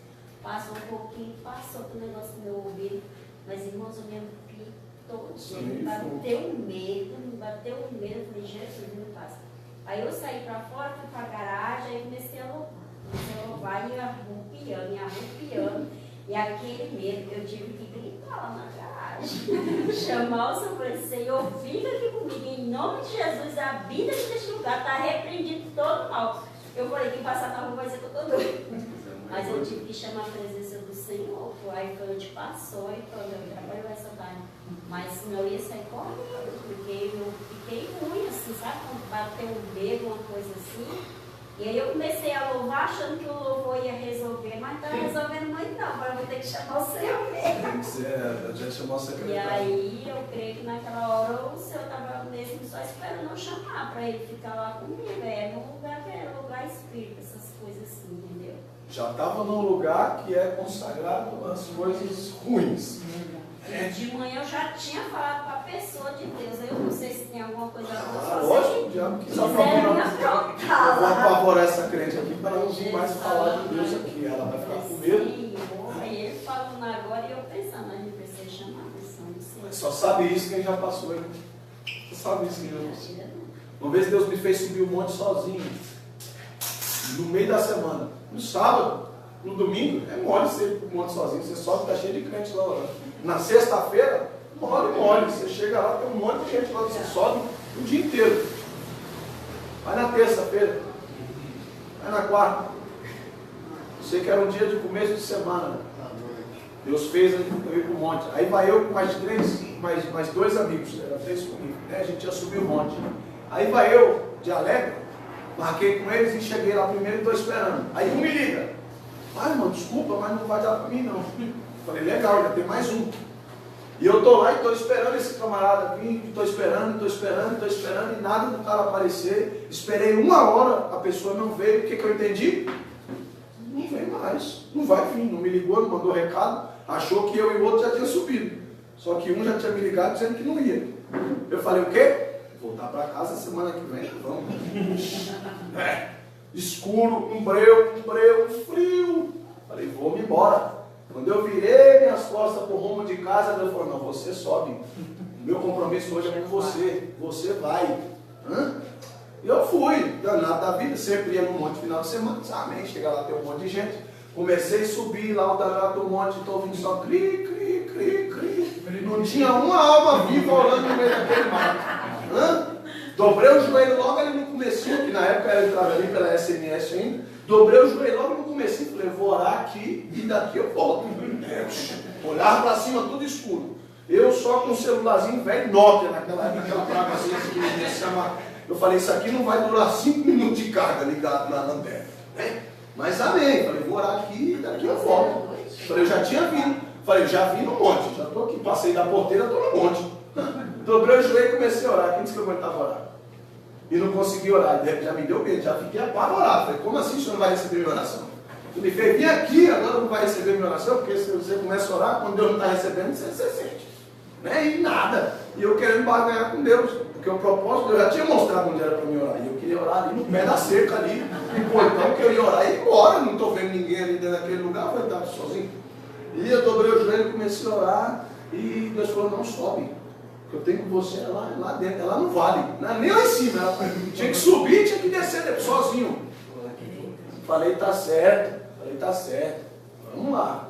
Aí eu dobrei o joelho e aprendi a orar, aquele dia eu aprendi a chamar a presença. Pensa num dia, porque eu dobrei o joelho, quando o inimigo percebeu que eu estava com medo, meu irmão, eu comecei a ouvir cavalo correndo perto de mim, eu abri o olho e não tinha nada. Eu comecei a ver cachorro no meio do mato e não tinha nada. Falei, Senhor, o negócio aqui está ruim. O senhor quer que eu suba? O senhor esteja comigo. Senhor, não veio um amigo, não veio ninguém. Ser rico não é você. Eu suando frio, você já suou frio? Suando frio. Falei, Senhor, não deixa eu subir sozinho não. Então o Senhor me ajuda. Se eu subir na minha mão, eu sou fraco. Olha o crente que vivia pregando, vivia dando uma retada nos outros. Tem que se converter, tem que ser crente, irmão. Tem que ser cheio de ousadia. Deus falou, vou te ensinar essa semana, vou te avançar no céu hoje. Fez eu subir sozinho. Aquele dia eu descobri que na presença de Deus a gente também sente medo. Aquele dia eu descobri que na presença de Deus a gente não é super-homem, não é super-crente. Aquele dia eu descobri que mesmo dado por Deus, aquele dia eu aprendi tudo isso. E quando eu olhei, falei, Senhor, não vou subir sozinho, não consigo, eu sou fraco, Senhor, eu sou pó da cinza lá, de qualquer um, Senhor, mas eu não sou eu mesmo aqui hoje, não. Quando eu abri o olho, eu vi 2 pés descalços em cima da grama, assim, e claro, eu só via o pé claro, assim, em cima da grama, e naquele momento eu entendi que eu não estava sozinho. Eu não tive coragem de olhar para cima, só ver aqueles pés descalços do meu lado foi o suficiente. E claro, em cima, eu falei, não estou mais sozinho. Levantei cantando, falei, Satanás, agora você pode, o que você quiser, eu estou subindo e eu não estou sozinho. E fui-se embora. Não, mas isso era só o comecinho da caminhada, subi. Aí cheguei lá em cima, onde os crentes ficam orando ali, naquele vago lá, onde está tudo limpo. Cheguei ali, aí já fui orando, falei, Senhor, glória a Deus e tal. E eu comecei a olhar para cima das árvores e eu vendo. Falei, Senhor, o Senhor está aqui ainda? Para vocês. Cheio de moral, cheio de ousadia. Começou a subir a tudo, escuro, e não via uma estrela no céu. Deus fechou o céu. Ele falou, vou fechar o céu hoje com o negócio na terra. Não via uma estrela lá em cima, não via lua, não via nada, tudo escuro. Dobrei o joelho para orar ali, falei, Senhor, já estou na metade do caminho, vou orar por aqui mesmo. Dobrei o joelho, tentei orar ali em cima, irmão, não consegui. O negócio era lá embaixo. Aí vai eu desci. Mas eu desci com tanto medo que eu dobrava o joelho e eu continuei vendo todas aquelas coisas e eu continuei com medo e orando e falei, Senhor, mas no momento que eu enfiei a cara no pó, eu esqueci que eu estava ali embaixo. Eu falei, Senhor, Eu quero a tua presença. O Senhor já me provou que o Senhor está comigo. O Senhor já me provou que o Senhor me trouxe aqui, mas eu quero sentir a tua presença. Eu esteja o Senhor comigo. Senhor, o inimigo quer, meu Pai, operar aqui, mas eu creio que a tua presença... E eu me envolvi, irmão, na oração, eu nem sei quanto tempo eu fiquei orando. Eu me envolvi na oração de um jeito, mas de um jeito que eu esqueci onde eu estava, eu esqueci da circunstância que eu tinha chego ali, e eu comecei de fato a buscar o Senhor naquela madrugada. Eu sei que quando eu abri os olhos, que eu olhei para a árvore que estava na minha frente, aquelas folhinhas que a gente vê acesa no chão, eu via na árvore, eu via elas acesas daquele jeito assim, caindo, e eu sozinho no meio daquele mato, eu comecei a glorificar a Deus, pensando, agora você pode se figurar aí de girafa, de touro, o que você quiser, porque eu não vou mais sair daqui, porque eu sei que o Senhor é aquele que está presente nesse lugar. Irmão, e a situação mudou, o clima mudou, o céu ficou claro, a presença de Deus se manifestou, eu não vi mais nada que viesse tirar a minha paz, mas isso eu não entrego. Tinha voltado correndo, irmão, lá da porteira, lá no começo, lá eu tinha que ir embora. Porque o negócio é de doer, não é de dar medo mesmo. Por quê? Porque o intuito do inimigo é que você não se aproxime de Deus, que você não busque ao Senhor. E o que ele precisar fazer para te pôr medo, o que ele precisar fazer para te bloquear, ele vai fazer. O que ele precisar te oferecer e te ofertar para você sair da presença de Deus, ele vai fazer. Nós estamos continuando em casa, nos propósitos de oração, sempre na hora acontece alguma coisa. Tem crente. Tem crente que o diabo dá carro para ele. Se vê que ele vai ter aquela bênção, ele não vai vir mais para a igreja, o diabo dá. Aí a pessoa vem quando testemunho, porque Deus me deu, Deus me abençoou, não vem mais na igreja. Foi Deus que deu? Não foi, não foi.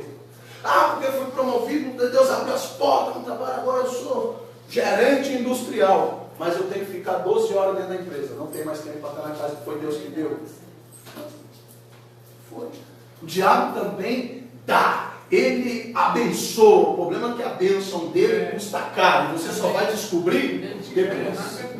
Certo? Toma café, gente. Vai sair. Vai comendo aí. Come de costa. Vamos encerrar aqui. Não ataca. Não desligar ali, a gente ataca. Entendeu? Mas por que isso? O que eles não compreenderam foi o seguinte, Mateus 26, 53, Jesus deixou claro, ninguém pode tocar em mim, ninguém pode tirar a minha vida. Mateus 26, 53.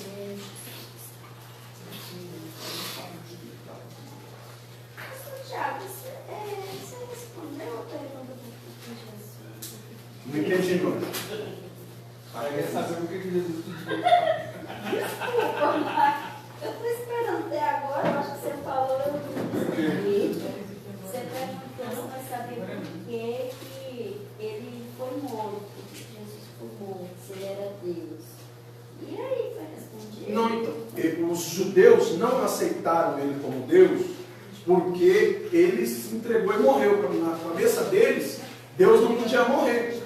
Eles não entenderam que Jesus morreu e ressuscitou. Certo? Para eles, Jesus morreu, acabou, não serve para ser Deus. E eles abandonaram. Por isso que ele diz que ele veio para os seus e os seus não o receberam. Eles estão esperando Jesus até hoje. Só os discípulos deles que ele apareceu. Ele disse, vocês sabem por que ele morreu? Não. Bom, então a resposta é... Jesus morreu porque precisava de um sacrifício perfeito. Porque o sangue de touro e de bode não pode apagar pecado. Precisava ser... Não entendeu, não entendi. E eu entendi, antes que eu entendi a pergunta. Não, você falou assim, ele como Deus, ele poderia não morrer, mas ele morreu. Aí você perguntou para nós aqui, se nós sabemos responder por que ele morreu. Ele poderia não morrer, porque ele era Deus. Certo. Ele morreu no meu e no seu lugar. Ele se deu como sacrifício. Por mim... Ou seja, então a resposta... Foi aquilo. Lembra que eu falei isso? Lembra que eu te falei? Como? Você falou na prova, ele morreu por mim... Sim, para te salvar. Vou te falar de novo. O que aconteceu? Ele era o sumo pastor. Ele podia escolher uma oferta. Ele podia escolher alguém, certo? Para ser o sacrifício. E ele escolheu a si mesmo. Então por que ele precisou morrer? Para salvar eu e você. Certo? Porque senão teria que ter outro sacrifício.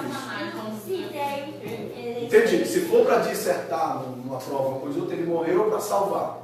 mim, já você está respondido. Qualquer coisa dentro desse contexto eu vou considerar. Eu pensei que eu teria entendido. Ela já está com medo da prova, né? Eu tinha entendido assim que você estava falando sobre a nossa, a gente sabia o porquê que os homens teriam, ele teria morrido, por que os homens teriam entendido? Na cabeça deles, eles não aceitaram ele como Deus porque ele morreu, ok? Agora, uma coisa interessante por que ele ficou em silêncio? Isso eu nunca tinha pensado, né? Eu nunca tinha. Agora,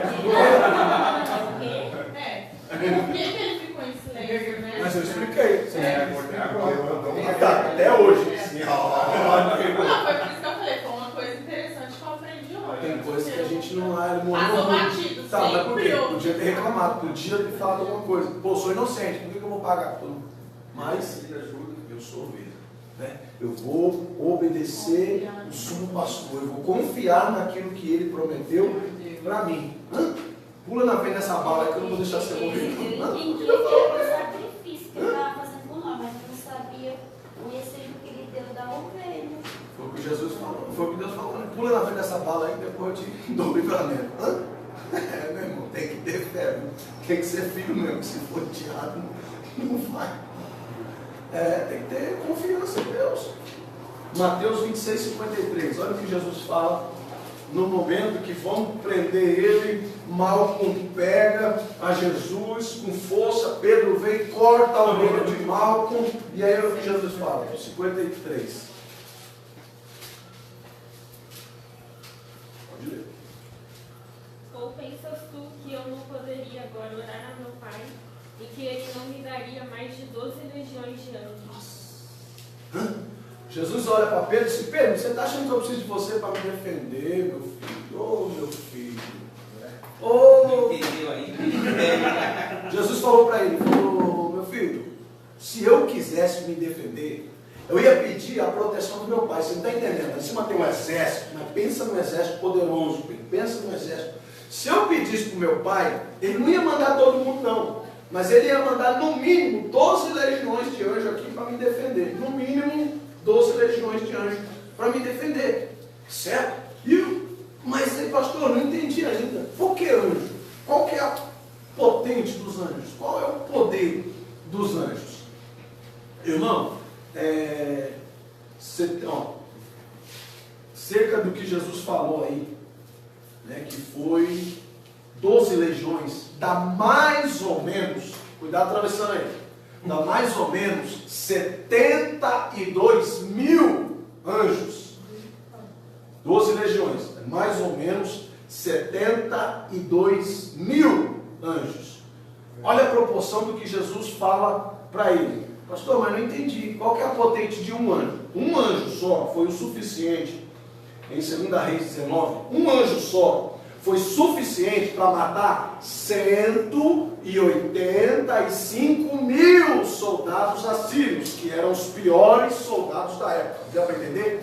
Um anjo só matou 185 mil. Agora você imagina o estrago que não poderia fazer 72 mil anjos. 2 Reis 19? É lá, aquele lá. 2 Reis 19, 35.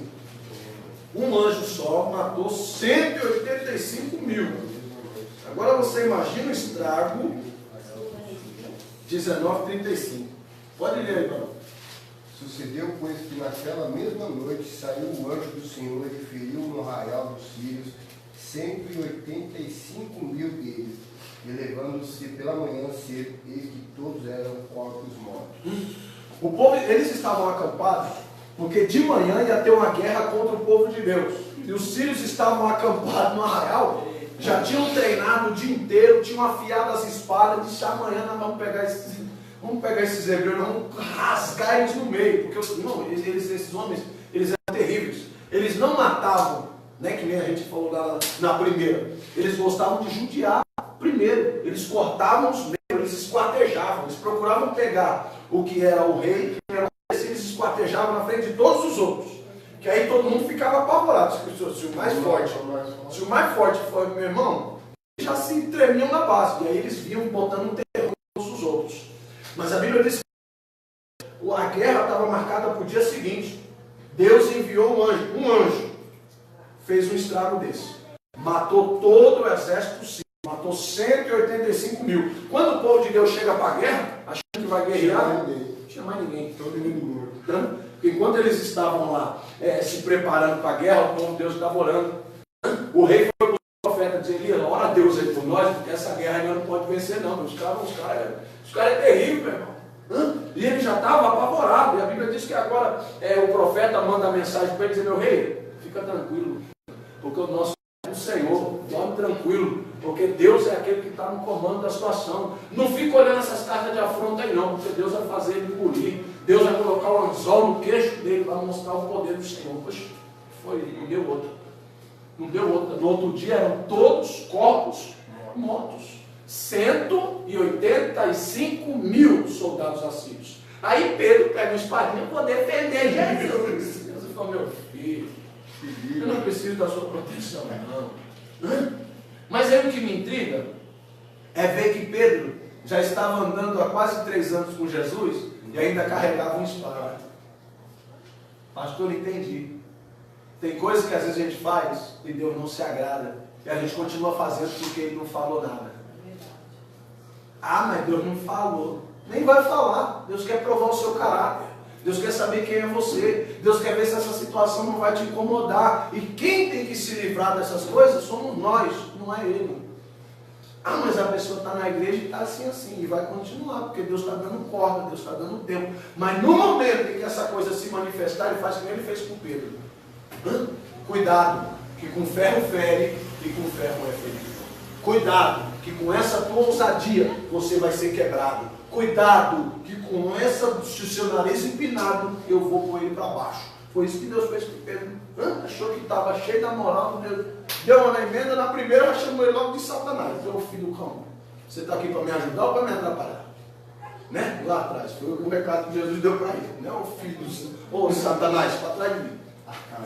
Ou seja, você está aqui para me ajudar ou para me atrapalhar? Qual que é?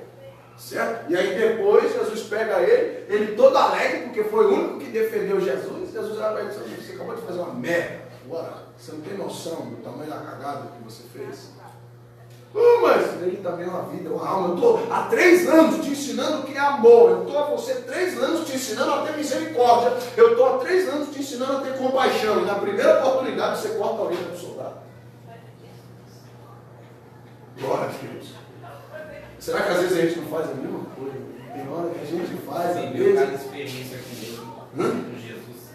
Viveu cada experiência com Jesus. Todos os ensinamentos. Pedro não faltava um. Pedro era o primeiro a chegar nos ensinamentos. A Bíblia diz que ele já dormia já com a cabeça no peito de Jesus. Eu não perdia uma oportunidade, não perdia um ensinamento. E me faz uma desgraceça dessa aqui. Mas aí às vezes a gente faz a mesma coisa. A gente conhece a Deus, a gente conhece os ensinamentos, a gente conhece a palavra e continua praticando as mesmas coisas. A gente continua caindo às vezes no mesmo erro, mas que nessa noite o Senhor venha fortalecer o meu e o teu coração, venha levantar a minha e a tua vida, para que a presença de Deus se manifeste a cada dia sobre a minha e sobre a tua vida. Ele era tão assim, queria tanto defender Jesus e ainda depois. Entendeu?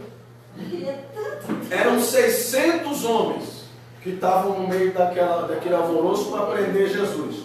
Pedro corta a orelha de um, já estava se achando que tinha vencido a batalha. Jesus que ia negar a Deus 3 vezes ainda. Entendeu? Se eu falo da historinha aqui, dando uma atitude nossa, aí tem um varão aí, um amigo lá perto de casa, né, que uma denominação aí, e é ancião já. Sim. Tem a sua idade.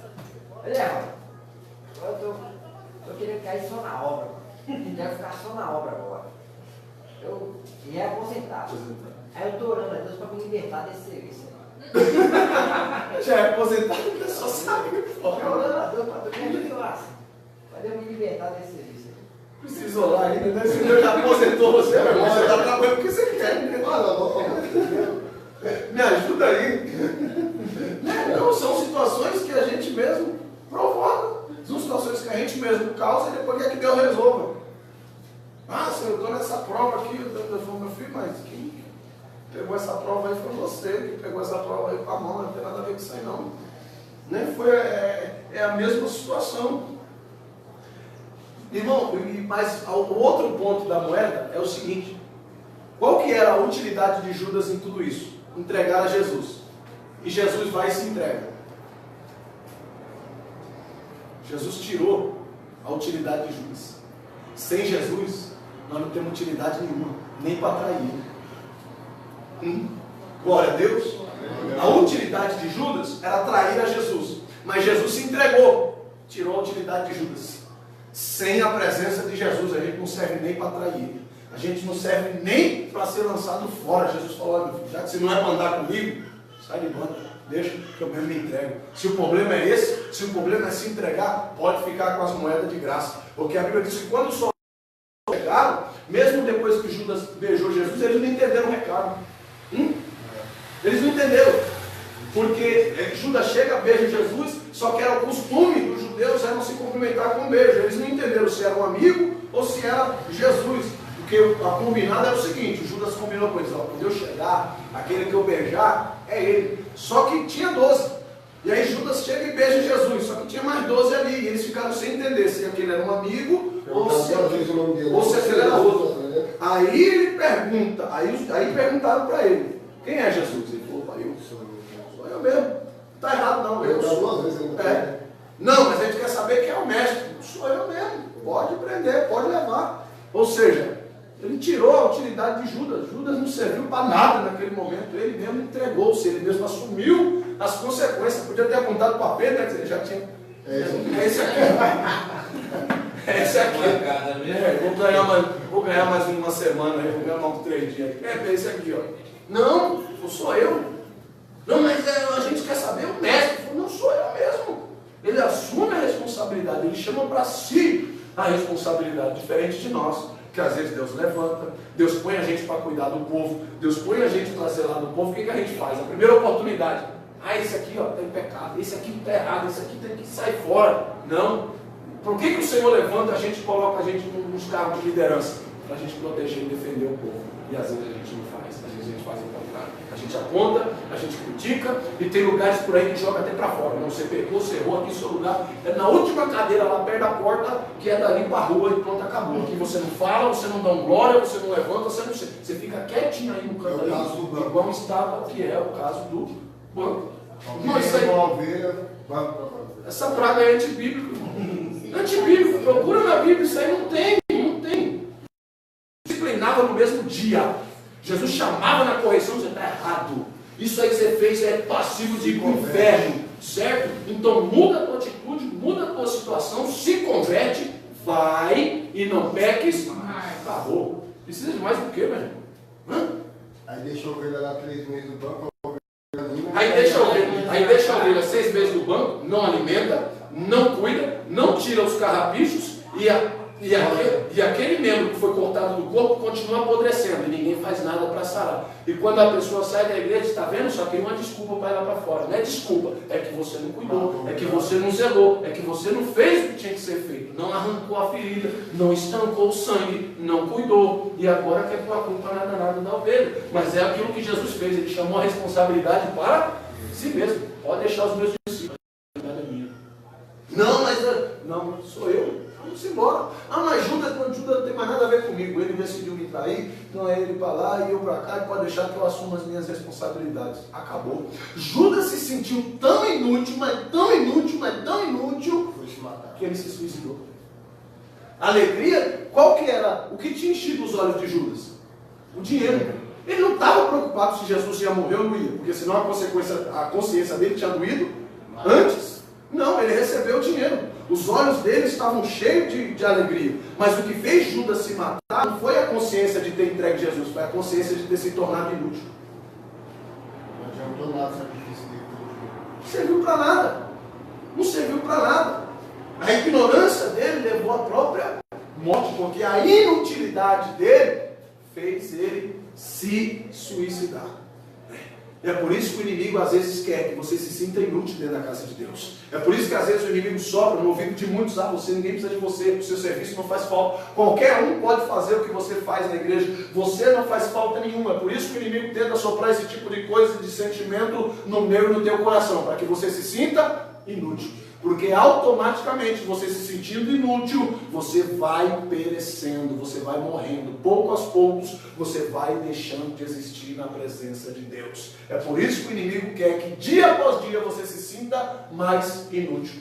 Tá vendo? Você está aí há tanto tempo, essa pessoa chegou agora, olha como é que a pessoa está, olha para você e tal. E o diabo vai usando isso e a pessoa vai se sentindo cada vez menos útil na presença de Deus. E vai se sentindo cada vez mais inútil. E cada vez menos prosseguindo, cada vez menos andando. E só se no banco, então, e pronto.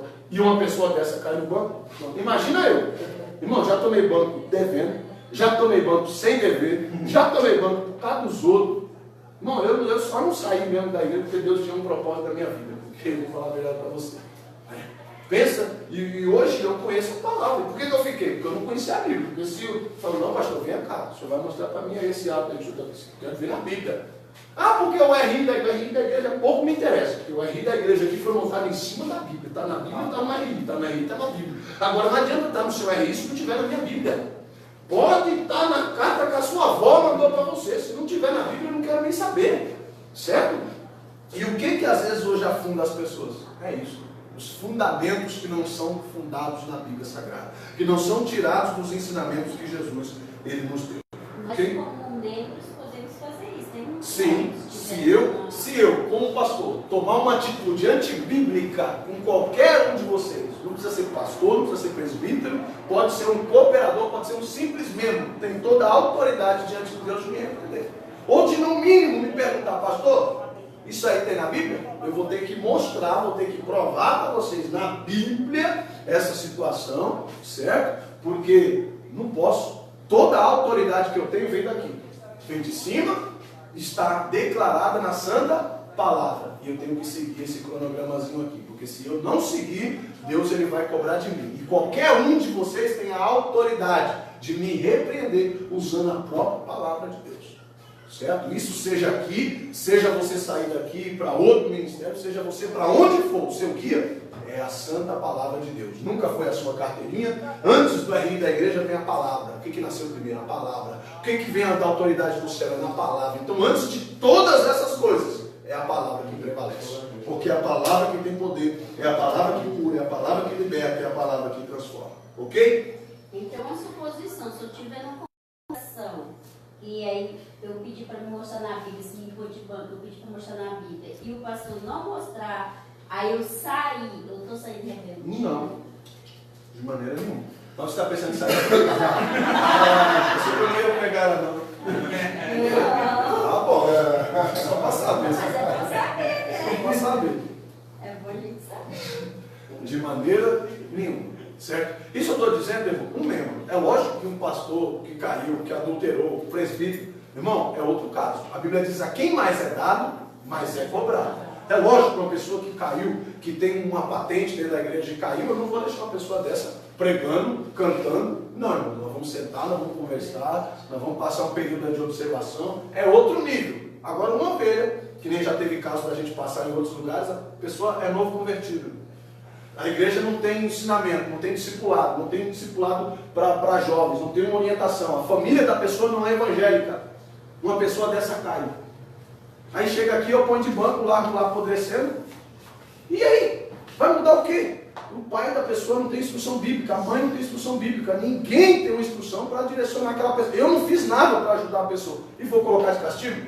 Não posso, não tenho autoridade para isso. Agora, uma pessoa que já é consagrada, que já foi ensinada, já é outro nível. Né? Eu estou falando aqui no caso de um membro, estou falando aqui no caso de um cooperador, uma pessoa que está começando a sua caminhada. Ok? Agora, uma pessoa que já foi consagrada, já foi orientada, já foi ensinada, né?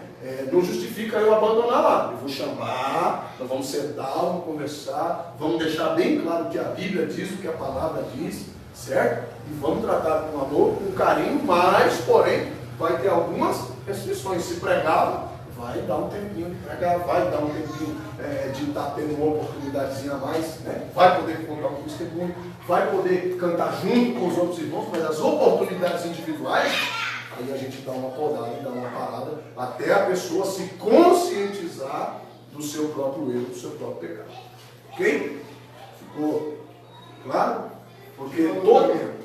Tipo assim, do jeito que vocês falaram aí, aconteceu um fato desse na nossa igreja, entendeu? Sim. Uma irmã pediu para o pastor uma oportunidade, mas o pastor sabia que ela estava em pecado.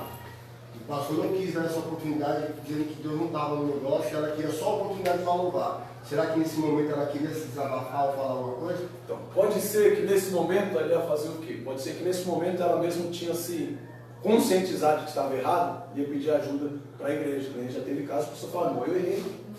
Isso é bonito, irmãos. Isso é plausível nos céus. Entendeu, irmãos? Olha, eu caí. Eu errei. Eu transgredi contra o Senhor. Mas Deus me fez perceber o meu pecado. Eu conto com a ajuda dos irmãos e as orações dos irmãos para mim me levantar. Os irmãos me ajudam de oração. Pelo amor de Deus. O céu se dobra, Deus desce, Deus mesmo perdoa, Deus mesmo lava, Deus mesmo limpa, Deus mesmo levanta, sem intervenção de pastor, sem intervenção de ninguém. Né? Porque só quem conhece o nosso coração é Ele. Certo? Agora não, aí você deu oportunidade para a pessoa pega o microfone, aí canta como se nada tivesse acontecido e tal, e se apresentando, né? É outra situação. Né?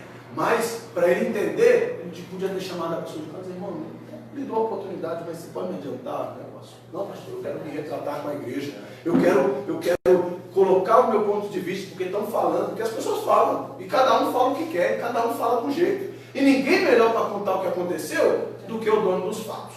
Né? Então a pessoa ali, ela pega, ela se esclarece, é lógico que o pastor vai orientar, diz, não, mas não tenta, não aponta ninguém, não tira ninguém, né? Vai orientar essa pessoa para fazer tal coisa, mas eu não posso. Mostrar arrependimento, né? Sim, né? Eu preciso dar a oportunidade dessa pessoa, ela se defender.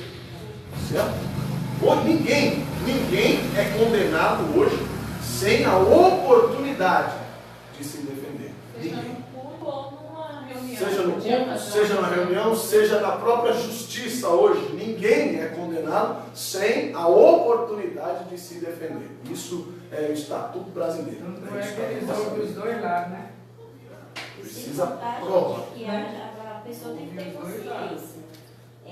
Cair, se arrepender, na própria palavra de Deus fala, vai e não peque mais. Você não vai continuar. Agora, é diferente você ficar de banco se você não está pecando, é porque você caiu.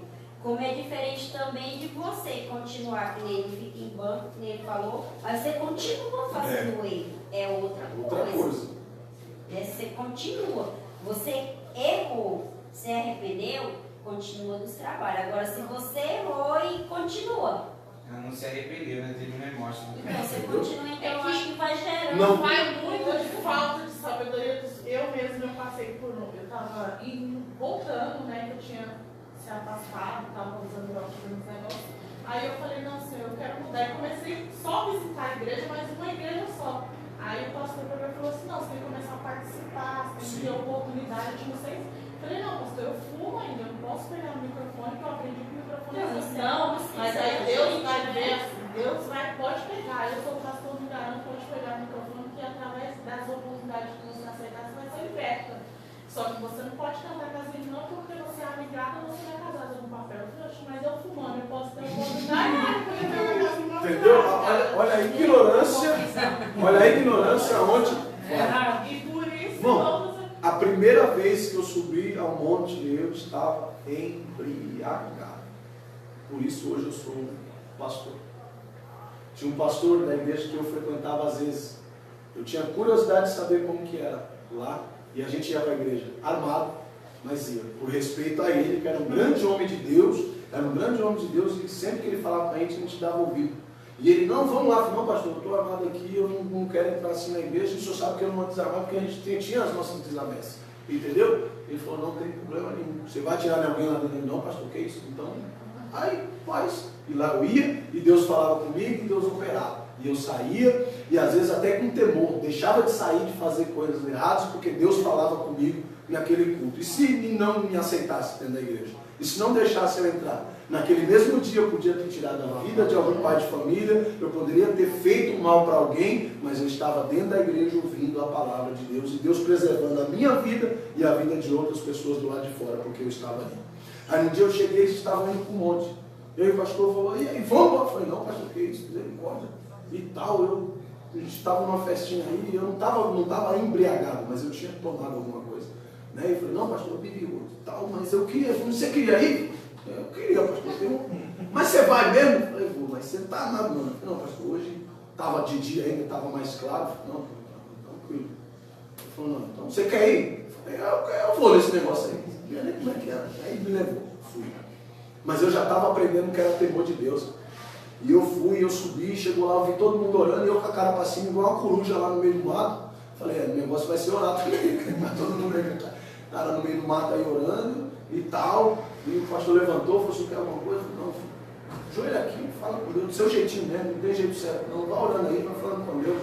Irmãos, eu dobrei o joelho lá no pé de uma árvore lá e comecei a orar com Deus, comecei a falar com Deus. Mas bateu um temor tão grande no meu coração, porque eu tinha subido ali, embriagado. E eu me liguei que ali era um lugar santo, irmão, e tinha um temor no meu coração, do mesmo jeito que, não era que nem aquele sacerdote que entrava lá para esconder o pecado. Não, eu expus o meu pecado. Disse, não, eu estou errado. Eu sei que diante de Deus isso não está certo, eu tinha consciência daquilo ali, estava errado. Eu declarei, eu confessei o meu pecado para o homem de Deus. E ele, como homem de Deus, disse, não, Deus pode santificar, Deus pode libertar você disso daí. Dobrei meus joelhos ali, irmão, no pé daquela árvore, e comecei a orar. Nunca tinha subido naquele lugar, não sabia o que era a folha que acendia, não sabia que negócio era aquele. E eu sei que quando eu abri os olhos ali, a gente orando de noite, no lugar onde a gente estava orando assim, as folhazinhas tudo amarelinhas assim em volta, e eu assim, nem sabia que negócio é aquele. Aí só o pessoal veio, ajoelhou em cima, ele veio olhar assim, porque não era a resposta de Deus para mim, porque eu não sabia o que era, mas era a resposta de Deus para ele, que não tinha jogado a minha vida fora. Era a resposta de Deus para ele, de que Deus tinha algo na minha vida. Né? Então, a partir dali, irmão, Deus foi mudando a minha história, Deus foi me santificando, Deus foi me purificando, Deus foi me libertando, porque eu tinha consciência de que eu tinha praticado aquilo ali, mas que era errado, de que eu tinha temor diante da presença de Deus. Eu nem ia descer dali escondido de ninguém, não, pastor, eu vou porque eu sou santo, porque eu sou limpo, eu sou melhor do que os outros, não. Eu estou precisando de Deus. Ele não me jogou fora, me levou para a presença do Senhor, para a glória de Deus.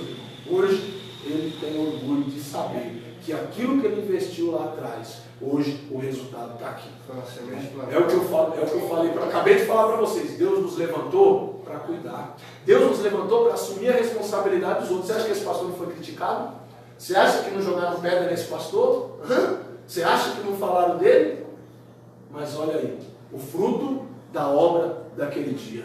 Olha aí hoje o fruto. Muitos daqueles que falaram, que se levantaram contra a vida dele, não permaneceram. E para a glória de Deus, hoje ele pode ver e pode colher os frutos daquilo que Deus tem feito. Foi o pastor Adriano, aquele pastor que me consagrou. Um dia eu fui pregar lá e até lembrou disso, ele contou lá na igreja, foi pastor, você quer queimar, quer queimar demais.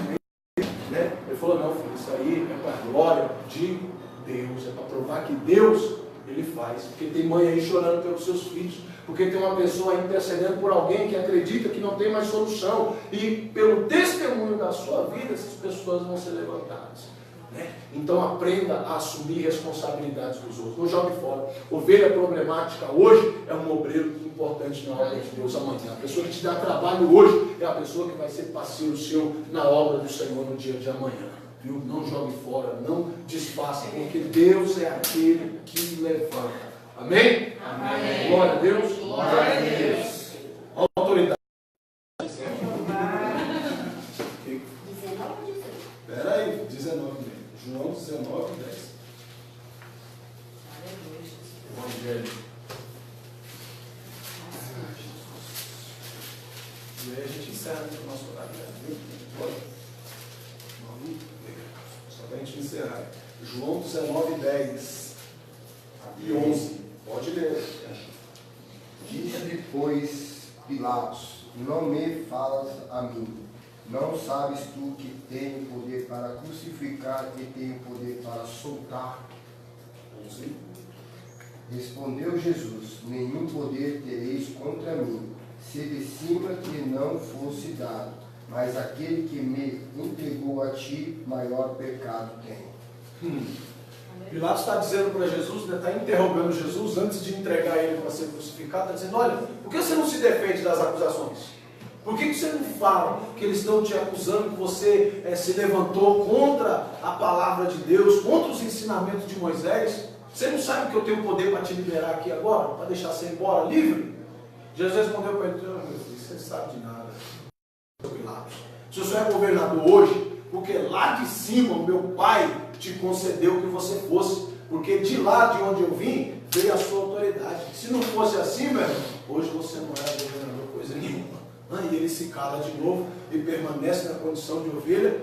Muda, ele está dizendo, não é você que vai me condenar não, seu Pilatos, a minha sentença já veio lá de cima. Da mesma maneira que a sua autoridade não vem daqui, você não é ninguém, se de lá de cima não tiver vindo ordenado, da mesma maneira, se meu pai não tivesse me ordenado, hoje eu não estava passando por esse caminho.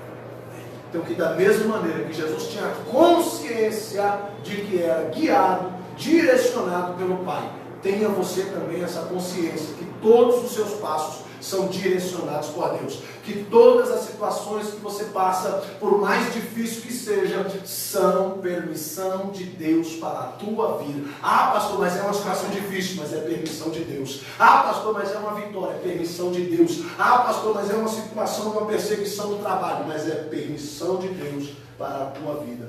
Que o Senhor venha na minha e na tua história, abrir a minha e o meu e teu entendimento, para esclarecer todas as coisas que nós temos vivido. Saia daqui hoje mais íntimo de Jesus. Saia daqui hoje mais próximo do Senhor. Que todas as suas orações sejam para atrair a presença dEle. E saiba que nenhuma coisa que você tem vivido ou tem passado tem fugido do controle do nosso Senhor e Salvador Jesus Cristo. E que o sacrifício do nosso Senhor e Salvador Jesus Cristo na cruz não foi em vão. E ele não permaneceu mudo, não é porque não tinha resposta. Foi para livrar a minha e a tua vida da agonia de sermos também mortos pelos nossos próprios pecados.